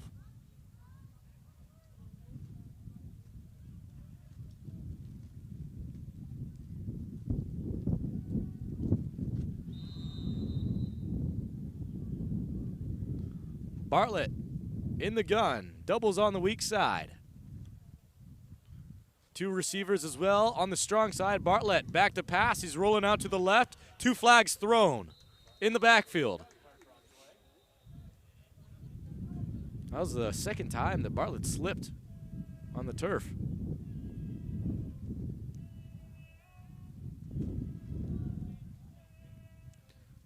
More than likely a hold if it's in the backfield.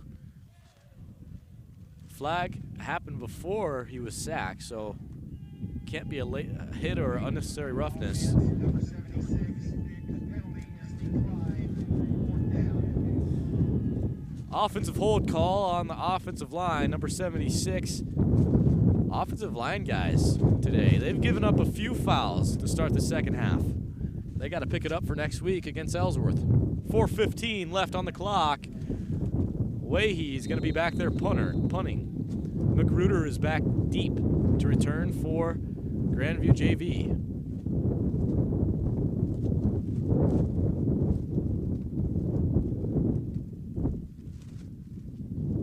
It's up. It's deep. McGruder going to take a Triton bounce to the 25, to the 20. Did he touch it? Oh, man, it looked like he touched it. Going to roll all the way back to the 8-yard line. Super roll for the Iowa Central Tritons. Liam Wahey. He may be the special teams player of the game. He's been going crazy on punting the football.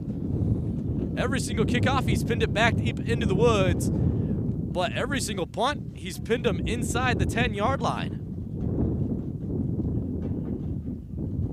He's punted just 3 times, but wow. Liam Wahey. Show your punter some love too, folks. Under 4 minutes to play here in the 4th quarter.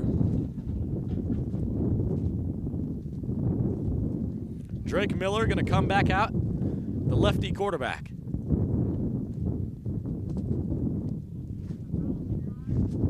Haven't seen much of an offensive game plan from them to start the 4th quarter. Miller to hand off. No, going to be a quarterback keeper. He faked me out. And he'll be brought down after a pickup of maybe 2.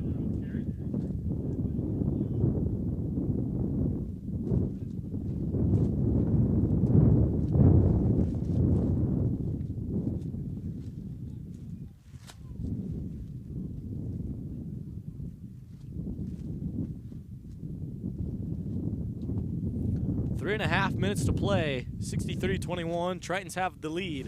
They're looking to ice it out. Shotgun formation, doubles on the strong side.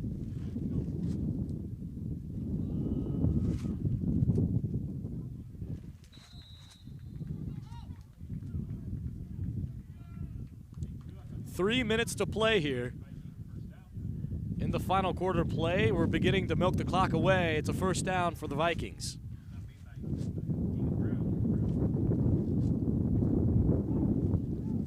Looks like Grandview JV gonna move to 0-3 on the season. Tritons looking to move to 7-2. Their next match will be this Saturday against Ellsworth, home in Dodger Stadium. I want everyone listening to the broadcast, if you can, come out and support the Iowa Central Tritons.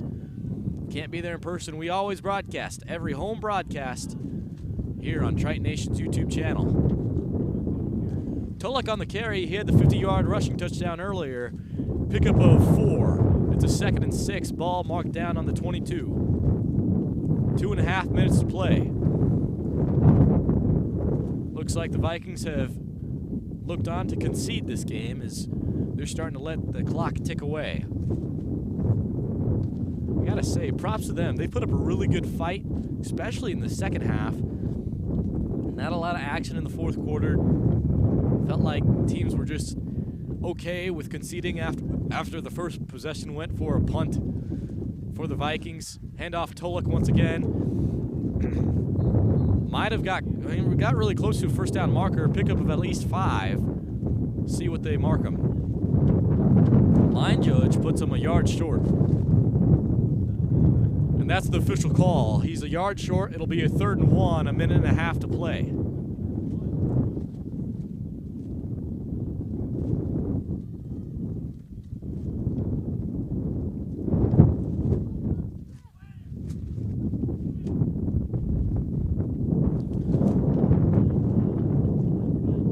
Just need to call 3 more plays. This one's over. Miller to hand off to Tulloch. He's going to stay on the ground.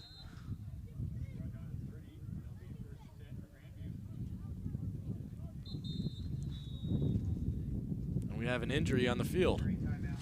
Uh-oh. Missed the number. Once I see it, I'll report it to you.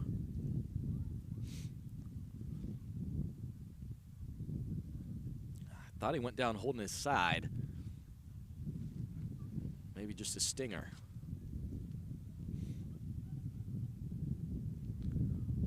Well, folks, tell you what, the score 63-21. Grandview JV has put up a huge effort to crawl back into this one. Unfortunately, the comeback doesn't work out in their favor. Before the end of the game here, let's go over how we got here to the score.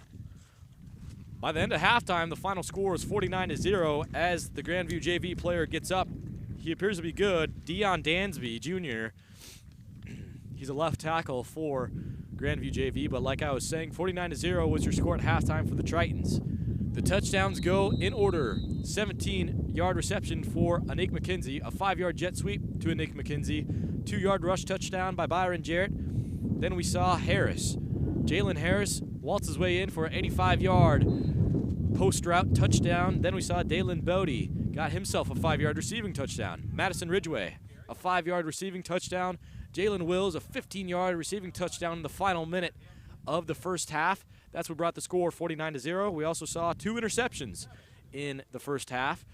Those were brought to you by C.J. Christian, starting safety and cornerback for the Iowa Central Tritons, and Ahmad Glass. That interception was also in the end zone, keep in mind.